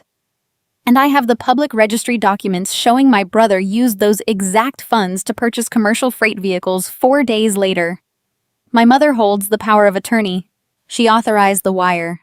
They are listing my grandmother's house for sale this Wednesday to drain the remaining real estate equity. That is felony exploitation, Graham said flatly. That crosses the threshold from suspicious activity into a coordinated criminal enterprise. I need you to email me those documents immediately. I can petition a magistrate for an emergency injunction to halt the real estate listing by Monday morning. I will send you everything I promised, but I am hosting the entire extended family for a dinner this Sunday at 4 o'clock. My mother and brother will be there. They believe they have won. They believe we are packing the house. I want you to attend. Graham paused. It is highly irregular for a state investigator to attend a private residential gathering without a warrant, Sienna. We usually conduct these interviews in an interrogation room. If you call them into a precinct, they will hire defense attorneys and hide behind their right to remain silent, I countered. They will drag this out in civil court for years while my grandmother loses her home. If you walk into that dining room on Sunday, you strip them of their preparation. You force them to answer for the stolen money in front of the very community they rely on for protection. I listened to Graham breathe steadily through the receiver. He understood the psychology of financial predators. They thrive in the shadows of the legal system, using delays and procedural motions to exhaust their victims. Confronting them in the daylight surrounded by their peers removes their primary defense mechanism. "Send me the ledger," Graham finally said. "If the routing numbers match the corporate entity the way you claim they do, I will be at the house on Sunday at 5 o'clock. I ended the call and placed my phone on the table. The guest list was officially complete. The physical evidence was secured in a pristine folder. The social trap was set, and the authorities were scheduled to arrive precisely when the tension reached its peak. Brenda thought she was attending a coronation, a final victory lap before she claimed her prize. She had no idea that the quiet daughter she treated like a household utility had spent the week systematically wiring the dining room for a total structural collapse. Sunday evening arrived with a biting frost that coated the front lawn in a layer of silver. By 4 o'clock, my grandmother's driveway was lined with sedans and sport utility vehicles.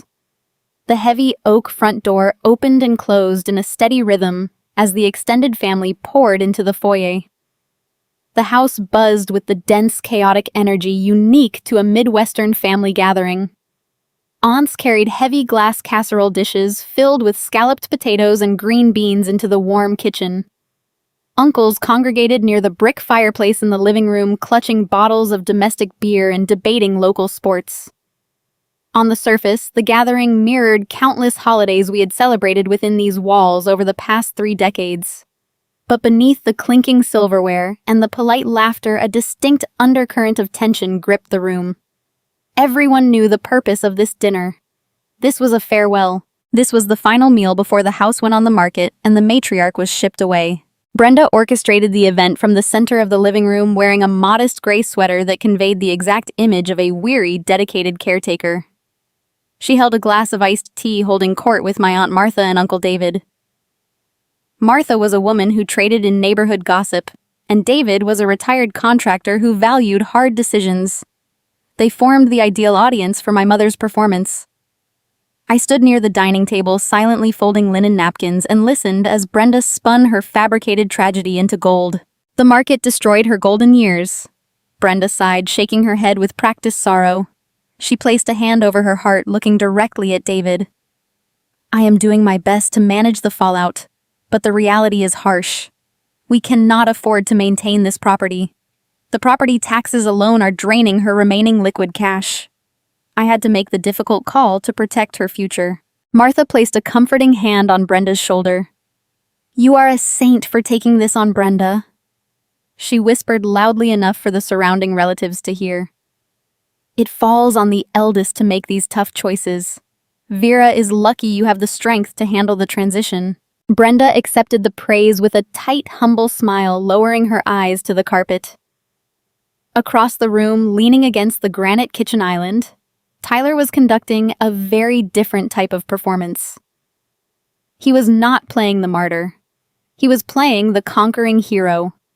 He wore a crisp button-down shirt and held his smartphone out for our younger cousin Greg to admire. Greg was fresh out of college and easily impressed by the illusion of wealth. Tyler swiped through high-resolution photographs on his screen. "Look at the chrome detailing on the grills," Tyler boasted, his voice carrying over the ambient noise of the kitchen. 2 late-model commercial freight rigs, fully financed and ready to dominate the interstate logistics routes. You have to know when to strike, Greg. While everyone else is panicking about the economy, the real players are expanding their footprint. Hard work and a sharp instinct always pay off in the end. I placed a crystal water glass at the final place setting and looked at my brother. The disconnect was staggering. He was parading the stolen assets mere feet away from the woman he robbed.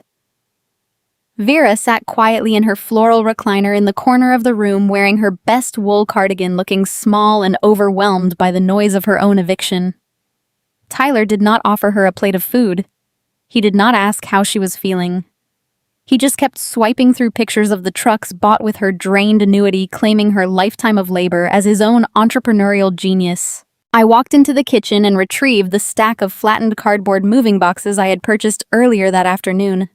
I carried them into the dining room and leaned them against the wall near the china cabinet. Brenda noticed the boxes immediately. Her eyes flicked toward me and a genuine triumphant smile broke through her mask of sorrow. She believed the sight of those boxes signaled my total submission.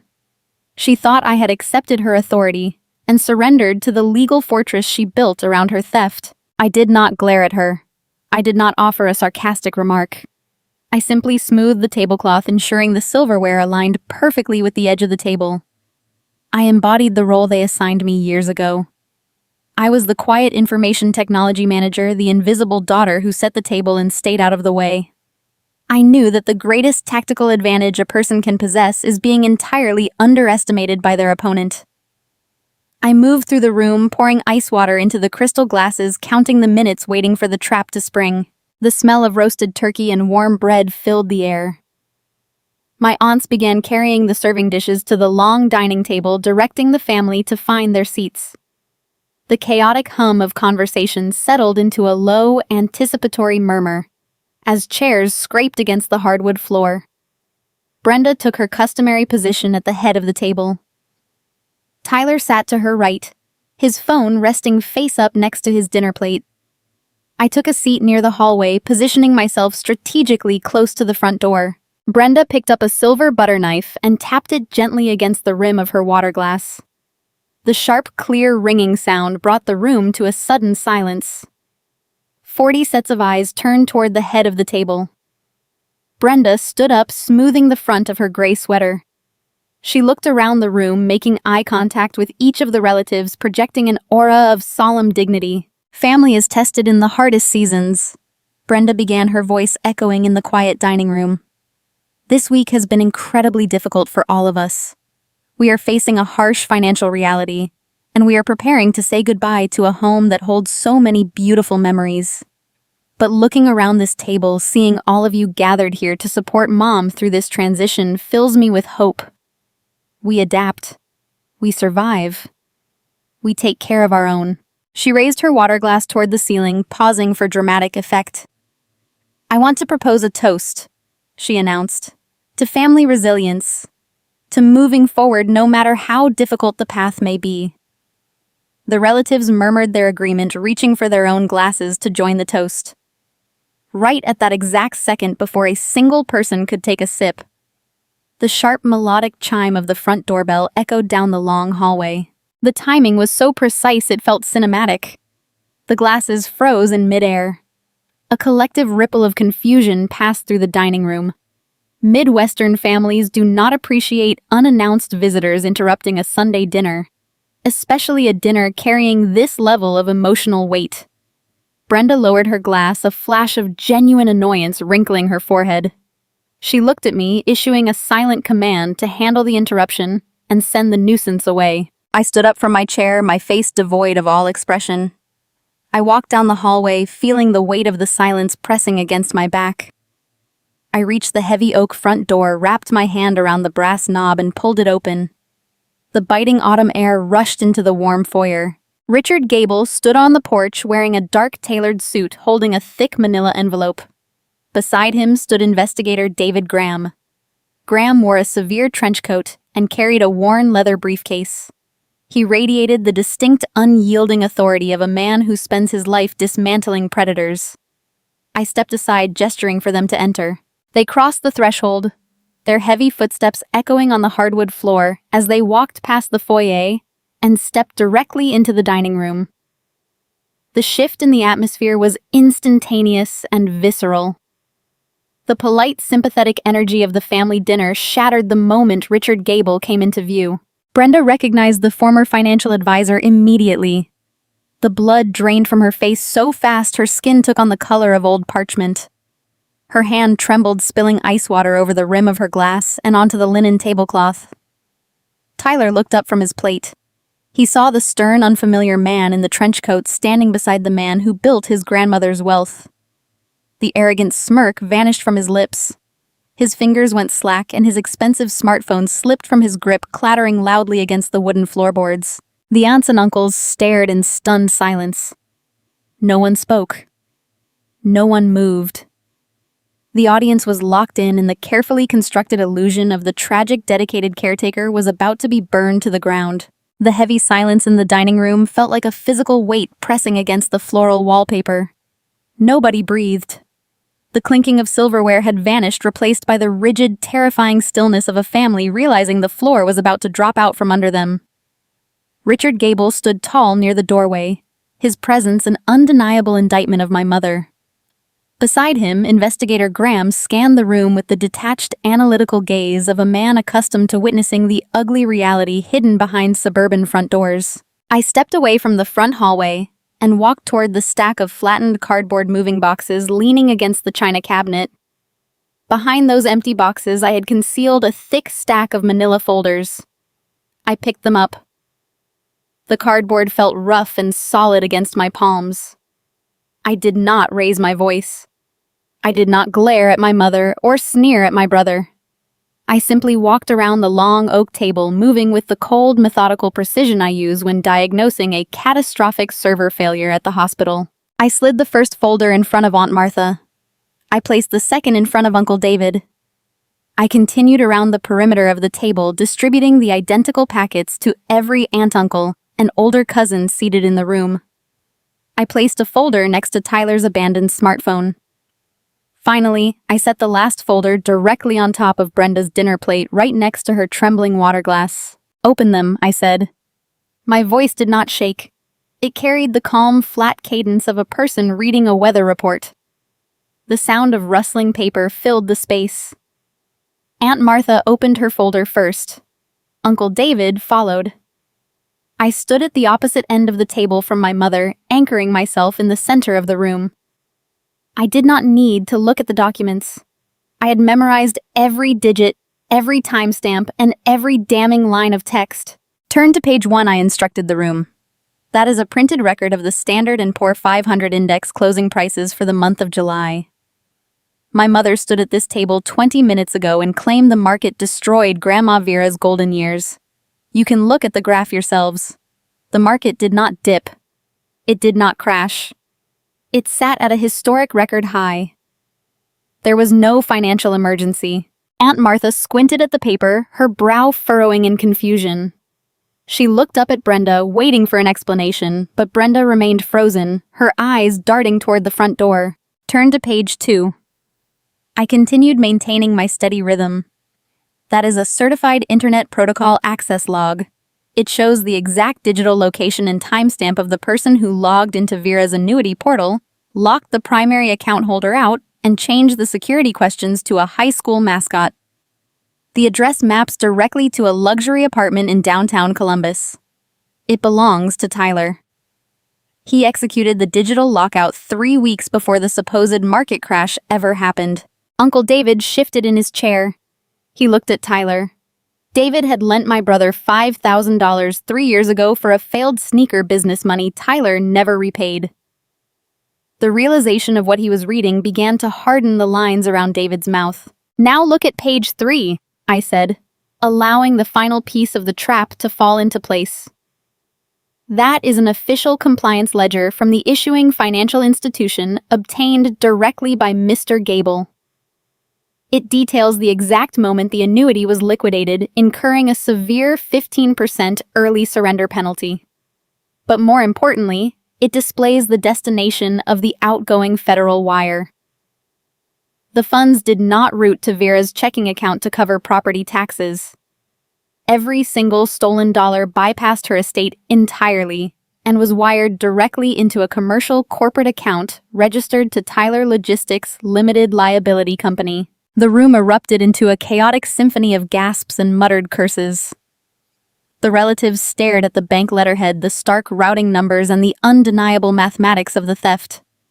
The illusion of the dedicated caretaker shattered into 1,000 jagged pieces. Brenda slammed her hands flat against the table. The sudden noise startled the room. She relied on the old tactics, the weaponized guilt, and the theatrical outrage that had controlled this family for decades. "This is a lie." Brenda shrieked, her voice cracking with desperate manufactured fury.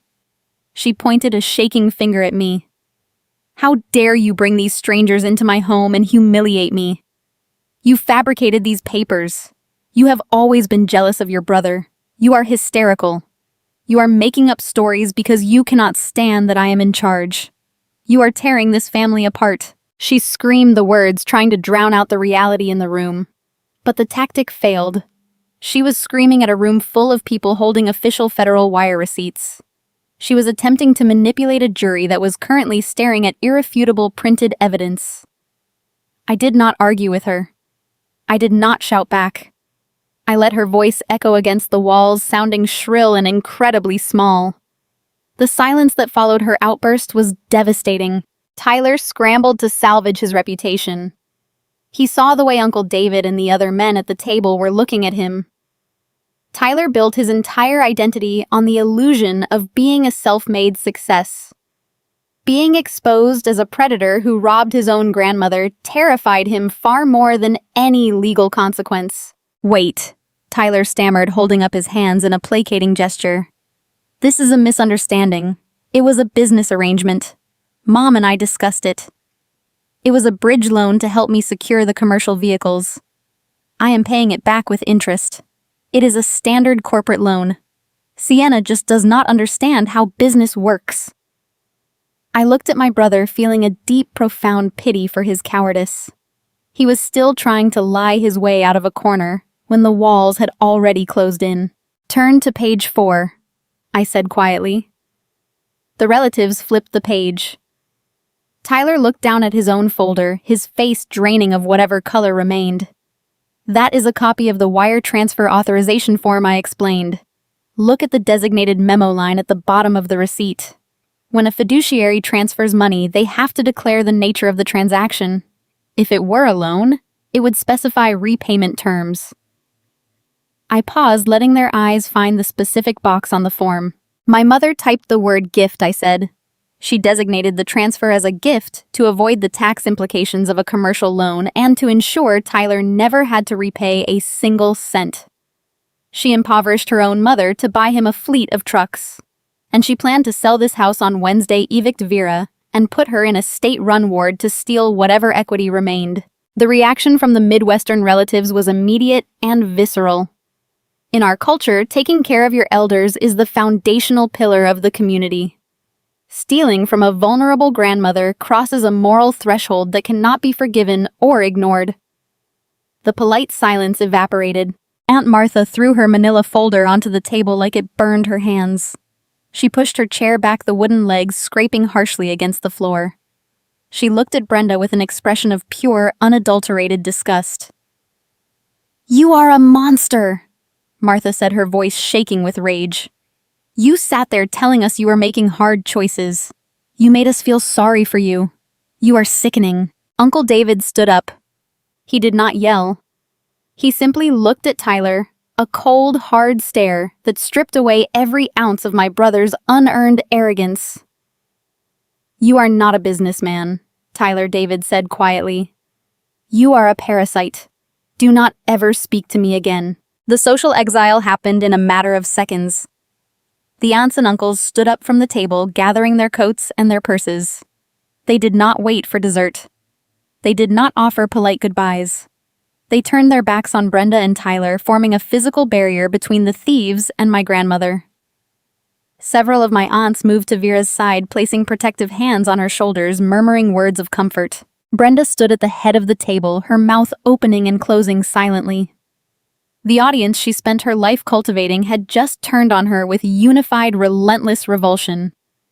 Her reputation, the most valuable currency she possessed, was eradicated in less than 5 minutes. She looked at me, her eyes wide with a frantic, desperate realization. She finally understood that I had not surrendered. I had simply waited for the perfect moment to dismantle her.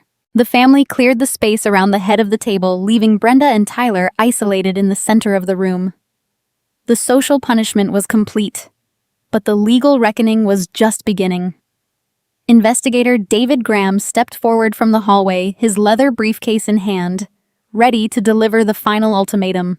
The front door clicked shut as the last of the aunts and uncles guided Vera into the adjoining sunroom, physically shielding her from the center of the dining room. They drew the French doors closed, leaving a clear pane of glass between my grandmother and the architects of her ruin. Brenda and Tyler stood entirely isolated near the scattered dinner plates and cooling food.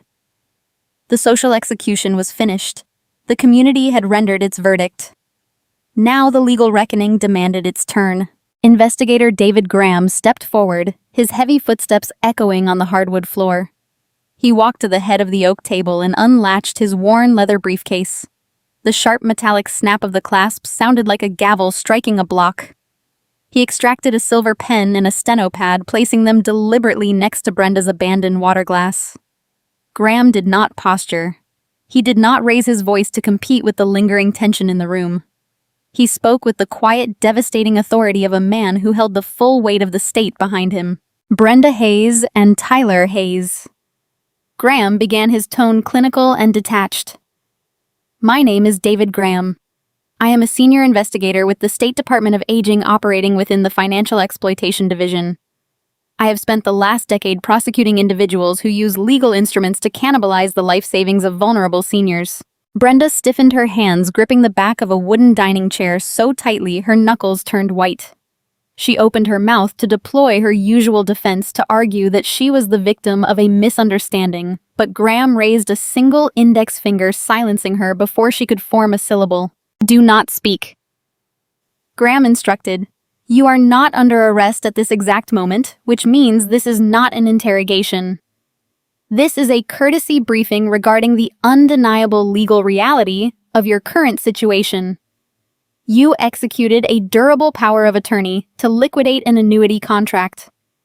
You then authorized a federal wire transfer of $85,000 into a commercial corporate account owned by your son. Graham looked at Tyler, who was staring at the floor, his chest heaving with shallow, panicked breaths. In this jurisdiction, Graham continued, turning his gaze back to Brenda. Utilizing a fiduciary designation to enrich yourself, or a direct family member at the expense of the principal, is a severe violation of state law. Because the stolen amount exceeds $50,000, the act qualifies as a second-degree felony. The state does not view this as a family dispute. The state views this as predatory theft. If I file this indictment, the prosecutor will seek mandatory prison time for both the agent who authorized the wire and the recipient who knowingly accepted the stolen funds to purchase commercial vehicles. The word prison hung in the dining room sharp and inescapable. It pierced the veil of suburban invincibility Brenda had worn for decades. But the true casualty of Graham's speech was my brother. Tyler was a man who played at business. He constructed his entire identity around the illusion of success, wearing tailored quarter-zip sweaters and posing for photographs on social media. Whenever his high school ventures failed, Brenda paid off the angry investors. When his credit card debt spiraled out of control during his brief stint in a consulting firm, Brenda took out a second mortgage to cover his tracks. He had never faced a consequence he could not charm, manipulate, or borrow his way out of. He lived his entire life believing the rules applied only to people who lacked his innate brilliance. Facing a seasoned state investigator, the charm vanished. The unearned arrogance evaporated, leaving behind a terrified hollow shell. Tyler's knees buckled. He collapsed into one of the empty dining chairs, the sudden movement rattling the silverware on the table. He buried his face in his hands, his shoulders shaking violently. A moment later, a sound escaped his throat. It was not a quiet, dignified expression of remorse. It was a loud, wet, desperate sob. The golden boy, the conquering entrepreneur, was weeping openly into his palms. "Sienna, please," Tyler stammered, lifting his tear-stained face to look at me. His voice was thick with panic, stripped of all the condescension he had wielded at the coffee shop just days prior. I did not know. Mom told me it was entirely legal. She said it was a structured gift to build generational wealth. She told me the bank approved it. He pointed a shaking finger at Brenda, abandoning his loyalty the second his own freedom was threatened. He threw his mother into the line of fire without a single hesitation. "You cannot let them send me to a cell," Sienna Tyler begged, leaning across the table, his hands reaching toward me in a pathetic display of supplication. "I will lose the business. I will lose my apartment. I am sorry. I will do whatever you want. Please call him off." Brenda stared at her son, her expression fracturing into genuine horror. She was not horrified by the crime they committed. She was horrified by his cowardice. She had spent her entire life protecting him, elevating him above me, sacrificing her own mother's security to fund his dreams. In return, he sold her out to a state investigator the moment the illusion shattered. I looked down at my brother. I felt no triumph watching him grovel. I felt no joy witnessing my mother realize the depth of her own failure. I only felt a profound, hollow exhaustion. I did not want to stand in this dining room listening to them beg. I wanted my grandmother to be safe in her garden. I stepped forward, moving past Graham to stand at the edge of the oak table. I looked directly into Tyler's panicked eyes, and then I shifted my gaze to Brenda. "I am not doing this for revenge," I said, keeping my voice perfectly level. If I wanted revenge, I would let Investigator Graham walk out that front door right now and file the felony indictment with the district attorney. I would let the police arrive at your country club and your luxury apartment with handcuffs. I would let you both rot in a courtroom for the next 2 years. I paused, letting the weight of that alternative sink into their minds. But a criminal trial freezes the assets, I explained, channeling the clinical precision of my profession. If the state seizes the trucks as evidence of a crime, they sit in an impound lot for years. Meanwhile, Vera loses her home because her liquid capital is tied up in your prosecution. You are not worth her security. I need the capital returned immediately, and I need it done without a prolonged legal battle. I reached into my bag and withdrew a second set of manila folders. These did not contain digital logs or compliance ledgers. These contained drafted legal agreements prepared by Marcus Reed, the elder law attorney I had consulted in Cincinnati. I slid the new folders across the table. One stopped in front of Tyler. The other stopped in front of Brenda. "You have a choice," I stated, my tone offering no room for negotiation. "Open the folders." Tyler scrambled to open his packet, his hands trembling so badly he nearly tore the heavy paper. Brenda opened hers slowly, her eyes scanning the text with a defeated, hollow resignation. "The first document is a total, irrevocable revocation of the power of attorney," I said, pointing to Brenda's folder. "You will sign away all medical and financial decision-making authority over Vera. You will transfer that authority entirely to me. You will never manage another dime of her money, and you will cancel the real estate agent scheduled to arrive this Wednesday." I turned my attention to Tyler. "The document in front of you is a binding asset transfer agreement. You used stolen funds to finance 2 commercial freight rigs. You hold the titles under your corporate entity. You will sign those titles over to a new, irrevocable trust established in Vera's name. We will liquidate the trucks on the commercial market. The proceeds will cover the surrender penalty you caused and restore her life savings." Tyler stared at the asset transfer agreement, his tears dripping onto the legal paper.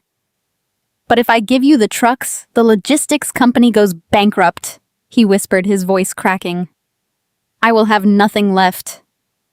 "You built a company with stolen money," I replied coldly. "You already have nothing. You just refuse to admit it." I stepped back, aligning myself with Investigator Graham. I looked at the clock ticking on the dining room wall. "You have 24 hours, I announced, delivering the final ultimatum. Tomorrow morning at 9 o'clock, you will both meet me at the law offices of Marcus Reed in downtown Cincinnati. You will bring your government identification, and you will sign these documents in front of a neutral notary. You will surrender the keys to the commercial vehicles, and you will walk away from this family." I let the silence stretch, ensuring every word cemented itself in their minds. "If you fail to appear at 9 o'clock, I said, my voice dropping into a register of absolute certainty, Investigator Graham will leave his office drive to the county courthouse and officially file the felony charges. There will be no further negotiations. There will be no second chances. The choice is yours." I turned my back on them and walked toward the sunroom to check on my grandmother. The trap had closed. The leverage was absolute. They were cornered by the undeniable data and paralyzed by the threat of prison. The next morning would determine whether they chose total financial ruin or the devastating reality of a felony conviction. But either way, my grandmother's home was finally secure. The rain in Cincinnati fell in a steady gray sheet on Monday morning. It washed the city streets in a cold, muted light. I sat in the conference room of Marcus Reed's law firm, watching the drops trace paths down the floor to ceiling windows. The mahogany table stretched out before me, polished and unyielding. At exactly 8:55, the heavy glass door of the suite opened. Brenda and Tyler walked in. They did not look like the confident, commanding figures who had tried to orchestrate a residential eviction just a day earlier. They looked hollowed out. The fear of a state investigator holding a felony indictment had stripped away every layer of their manufactured pride. Tyler wore a wrinkled jacket, his eyes bloodshot and dark-rimmed. He kept his gaze fixed on the carpet, unable to look at me or the attorney. Brenda wore a dark coat, her posture rigid, but the rigidness stemmed from brittle terror rather than authority. Her hair, usually perfectly styled for her country club outings, hung flat against her cheeks. They took their seats on the opposite side of the table. They moved with the slow, reluctant obedience of prisoners walking to the gallows. Marcus Reed entered the room a moment later, accompanied by a neutral notary public. Marcus did not offer coffee. He did not exchange polite morning greetings. He carried a stack of fresh, crisp legal documents and placed them directly in the center of the mahogany table. He handed a heavy black ink pen to my brother. "We are executing the asset transfers first," Marcus stated, his tone devoid of any warmth. "Tyler, these documents formally surrender the titles of the 2 commercial freight vehicles currently registered under your corporate entity. By affixing your signature, you transfer total ownership of these assets into a newly formed irrevocable trust established for the sole benefit of Vera Hayes. Review the vehicle identification numbers. Confirm they match your records and sign on the designated lines." Tyler stared at the paper. His hands shook as he picked up the pen. Those signatures represented the death of his entrepreneurial illusion. Without those trucks, his logistics company was nothing more than an empty shell. A hollow corporation with zero operating capital and mounting liabilities. He hesitated for a fraction of a second, perhaps mourning the loss of the image he so desperately wanted to project to the world.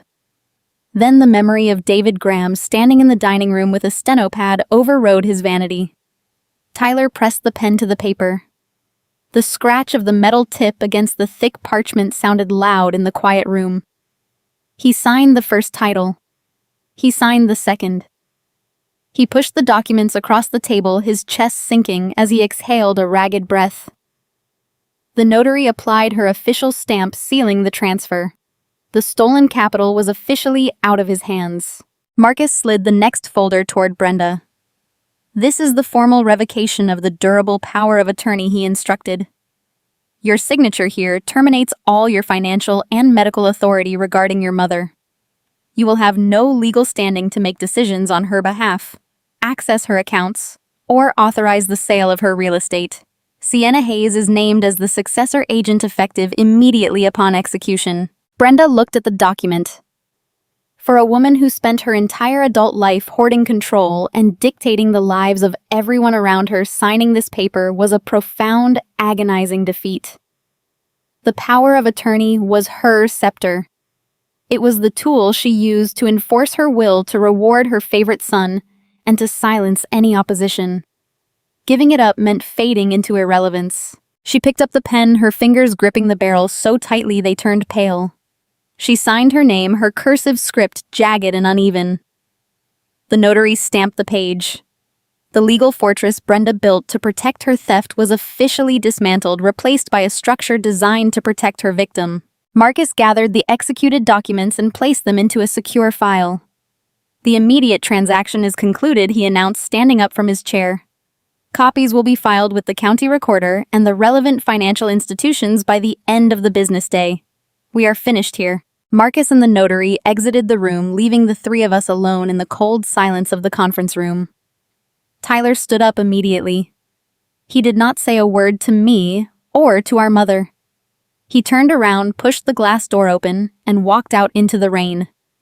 He was running back to Columbus, racing toward the collapse of his fake empire. Brenda remained in her chair. She looked across the mahogany table at me. Her eyes brimmed with tears, but they were not tears of remorse.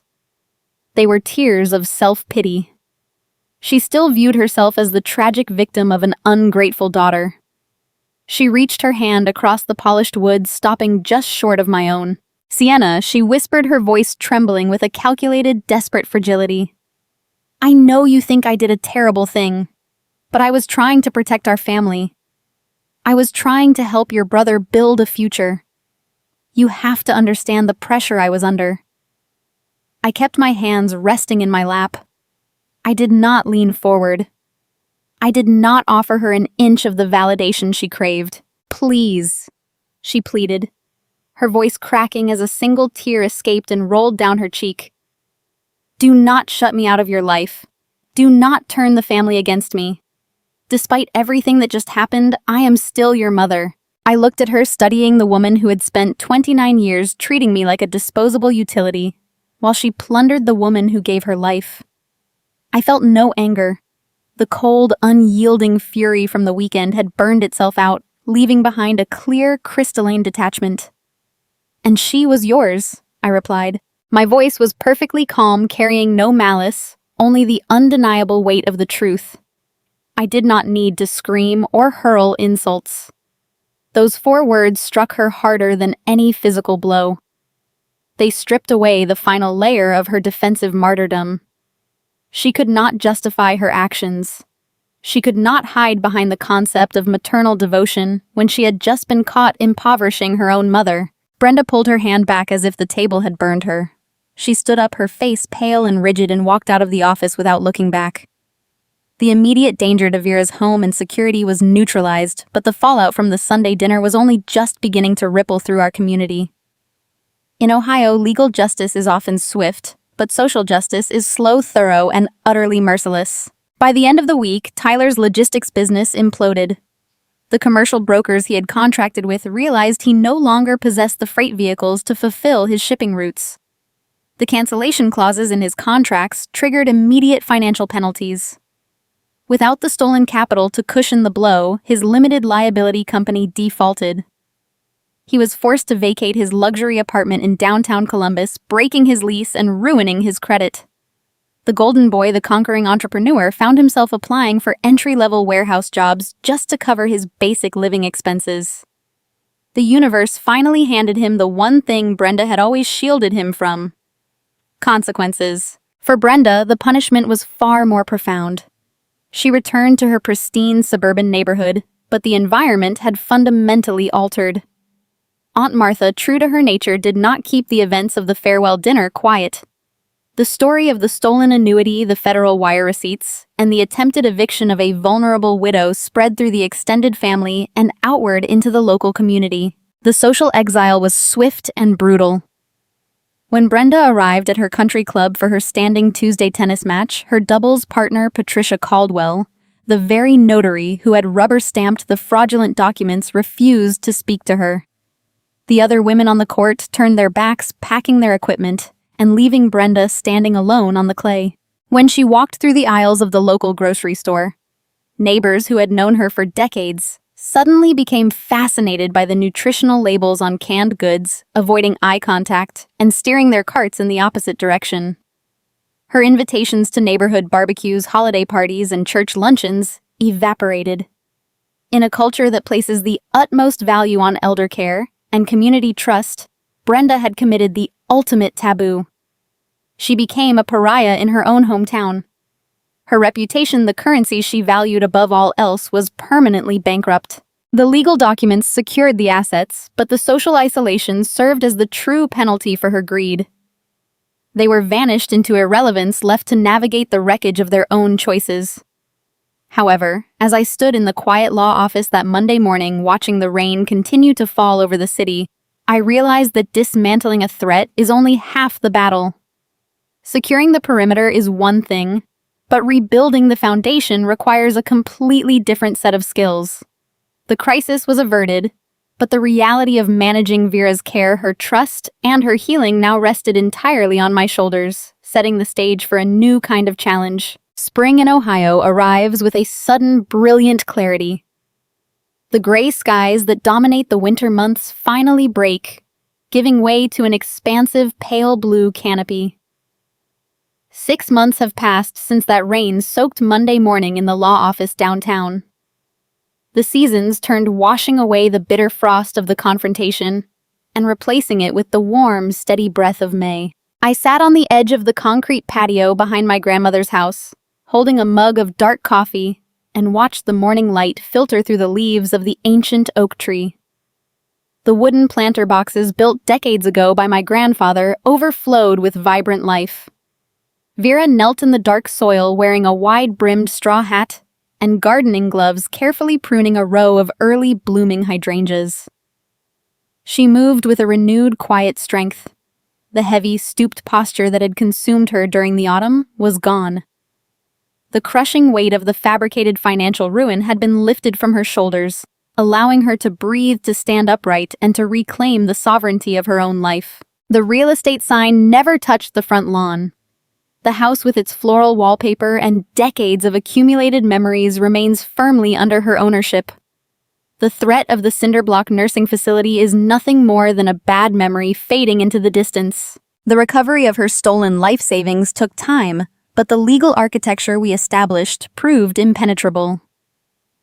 Marcus Reed coordinated the liquidation of the commercial freight vehicles. The logistics market in the region remained strong, and a mid-sized shipping firm in Cleveland purchased both rigs at a premium.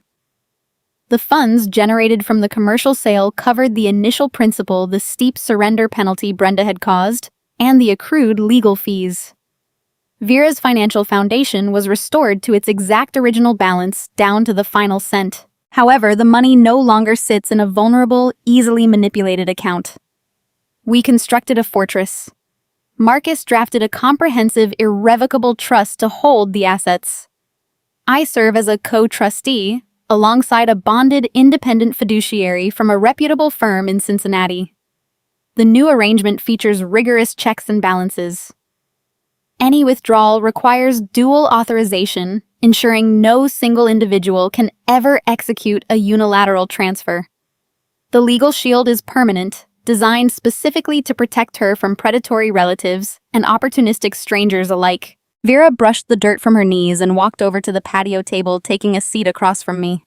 She pulled off her gardening gloves and reached for her glass of iced tea. A genuine relaxed smile spread across her weathered face. I reached into my canvas tote bag and retrieved a brand new brushed aluminum tablet. It was the latest model featuring advanced biometric security protocols. I slid it across the glass tabletop toward her. "We need to configure the new system," I said, tapping the dark screen to wake the device. "I promised you an upgrade, and this one does not rely on typed passwords or security questions about local sports teams." Vera let out a bright, melodic laugh. The sound was a victory in itself, sharp and clear against the morning air. She leaned forward, studying the sleek device. I guided her through the setup process. We registered her fingerprint on the sensor and calibrated the facial recognition software. The digital vault containing her personal emails, her recipe collections, and her medical portals was now locked behind her unique physical identifiers. No one could guess their way into her digital life ever again. Once the security perimeter was established, I opened a digital cookbook application. Vera had been searching for a specific peach cobbler recipe, one that mirrored the dessert my grandfather used to request every summer. We scrolled through the bright images, debating the merits of adding a dash of nutmeg to the crust. The conversation was mundane, simple, and incredibly profound in its normalcy. This quiet peace was a hard-won luxury. Achieving it required a fundamental shift in how we navigated the concept of family.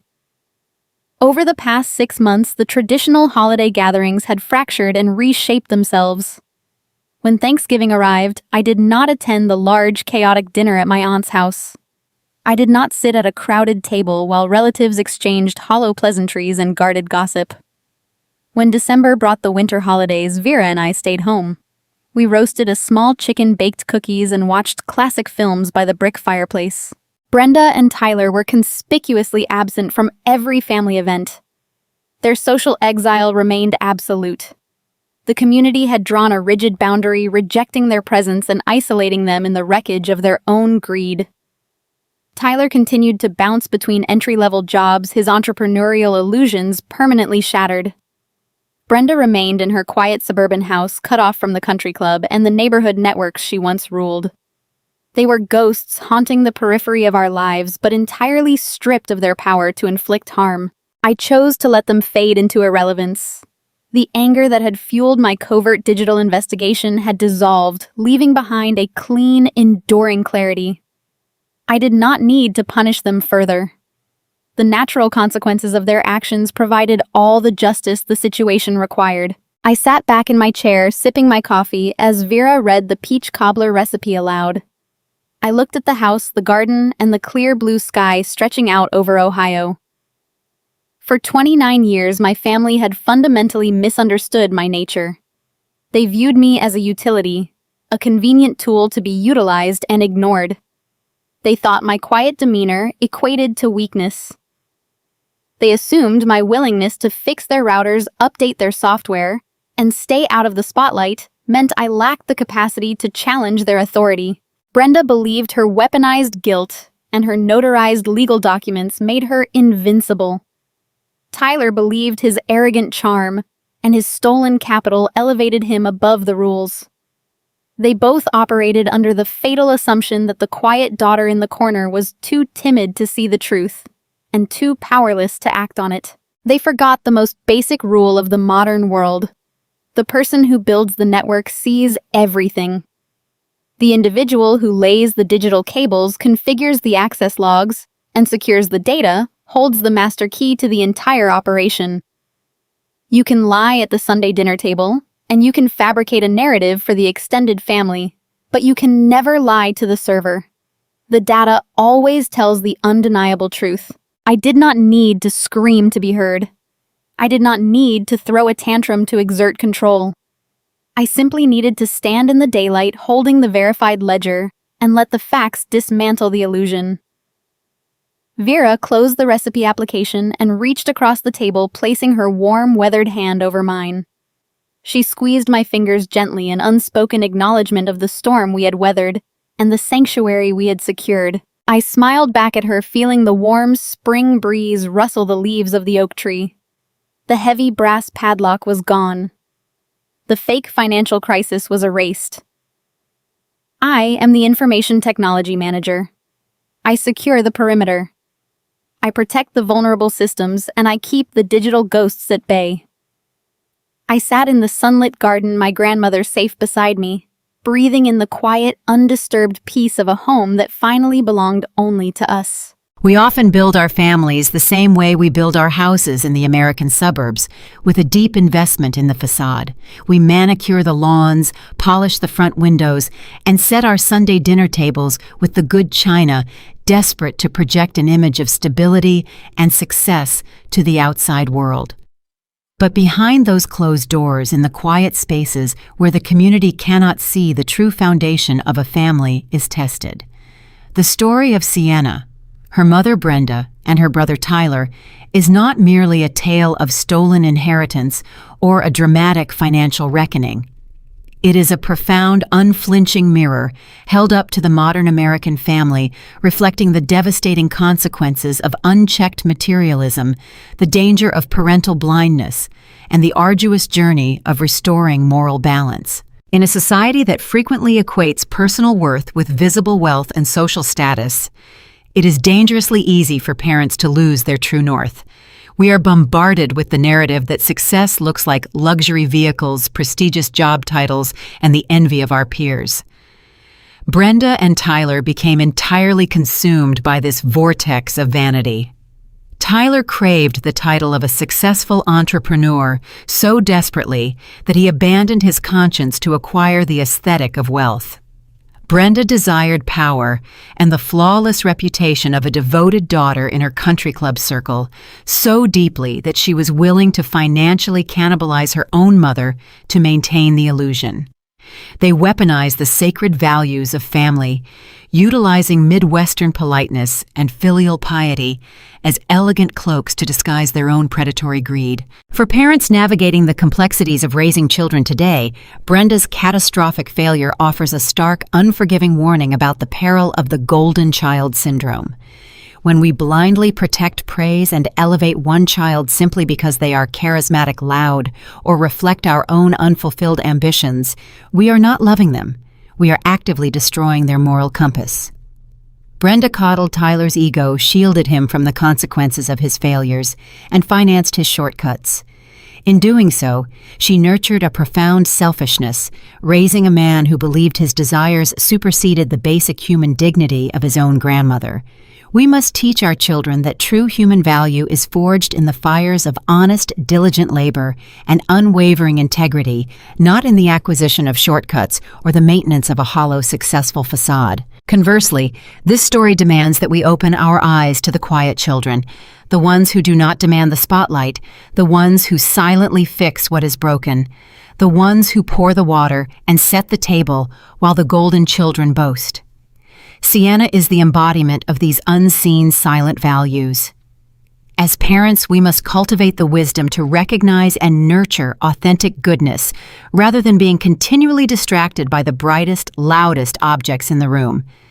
If we perpetually ignore the quiet, steady contributors, we risk alienating the very foundation of our family's strength. Sienna's response to this profound familial betrayal serves as a masterclass in self-mastery, aligning perfectly with the timeless philosophical pillars of wisdom, willpower, and morality. Her journey is a testament to how one can navigate the darkest of human behaviors without losing their own soul in the process. First, we see her wisdom. In a moment of high emotional manipulation, when her mother fabricated a panicked story about a collapsing economy, Sienna did not succumb to the hysteria. She possessed the clarity and the presence of mind to seek the truth, checking the actual data instead of blindly swallowing the comfortable lie. Wisdom in life and in parenting requires this exact capacity, the ability to look past the emotional noise, to see the root of an issue clearly, and to refuse to be swayed by the convenient narratives we tell ourselves. Second, we witness her extraordinary willpower rooted in deep patience and stillness. Sienna's greatest strength was not a fiery, explosive rage. It was her restraint. Even when she was falsely accused, dismissed, and marginalized in her own home, she did not react with blind vengeance. She held her silence, controlled her emotions, and systematically gathered the truth. This is a monumental lesson in emotional awareness for both adults and the children we raise. True strength is not the loudest voice in the room. It is the discipline to stand firm in the truth without letting malice or the desire for petty retaliation steer your actions. Finally, Sienna demonstrates morality through disciplined compassion. When she finally held the power to utterly destroy her mother and brother, to send them to prison, and watch their lives burn to the ground, she chose a completely different path. She drew a line of impenetrable steel to protect the vulnerable, her grandmother, while leaving the abusers to face the natural, devastating consequences of their own actions. She did not seek to annihilate them. She sought to correct the scale. This is the highest form of justice, holding people accountable without adopting their cruelty. As we raise the next generation, we must remember that our children are our most accurate mirrors. The moral decay we saw in Tyler was seeded in the entitlement and greed fostered by his mother. To educate our children, we must first aggressively and honestly refine ourselves. Living transparently, practicing genuine respect for our elders, and operating with integrity are the most powerful lessons we can ever impart. We must urgently redefine the concept of success at our dinner tables.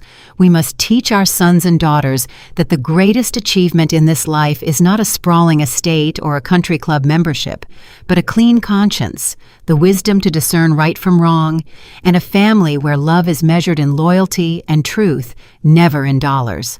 Transforming negative energy and profound betrayal into actions that protect the truth is a daily quiet practice. It is the real work of living.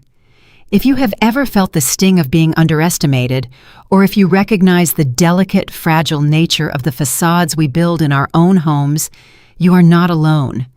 Please consider sharing your own experiences in the comments below and hit that subscribe button to join our community here at Orange Vengeance, where we continue to explore the quiet power of standing in the daylight. In the end, when the truth has finally been laid bare and the dust has settled, we are left to look at the empty chairs at our own dining tables. We are left to wonder about the silent conversations happening right in front of us and the hidden currents flowing beneath the polite smiles of the people we share our blood with. Are we truly seeing the people sitting next to us, or are we just looking at the reflection of what we desperately want them to be? The house may be quiet now, the storm may have passed, but the shadows in the corners always remain waiting for the light to catch them.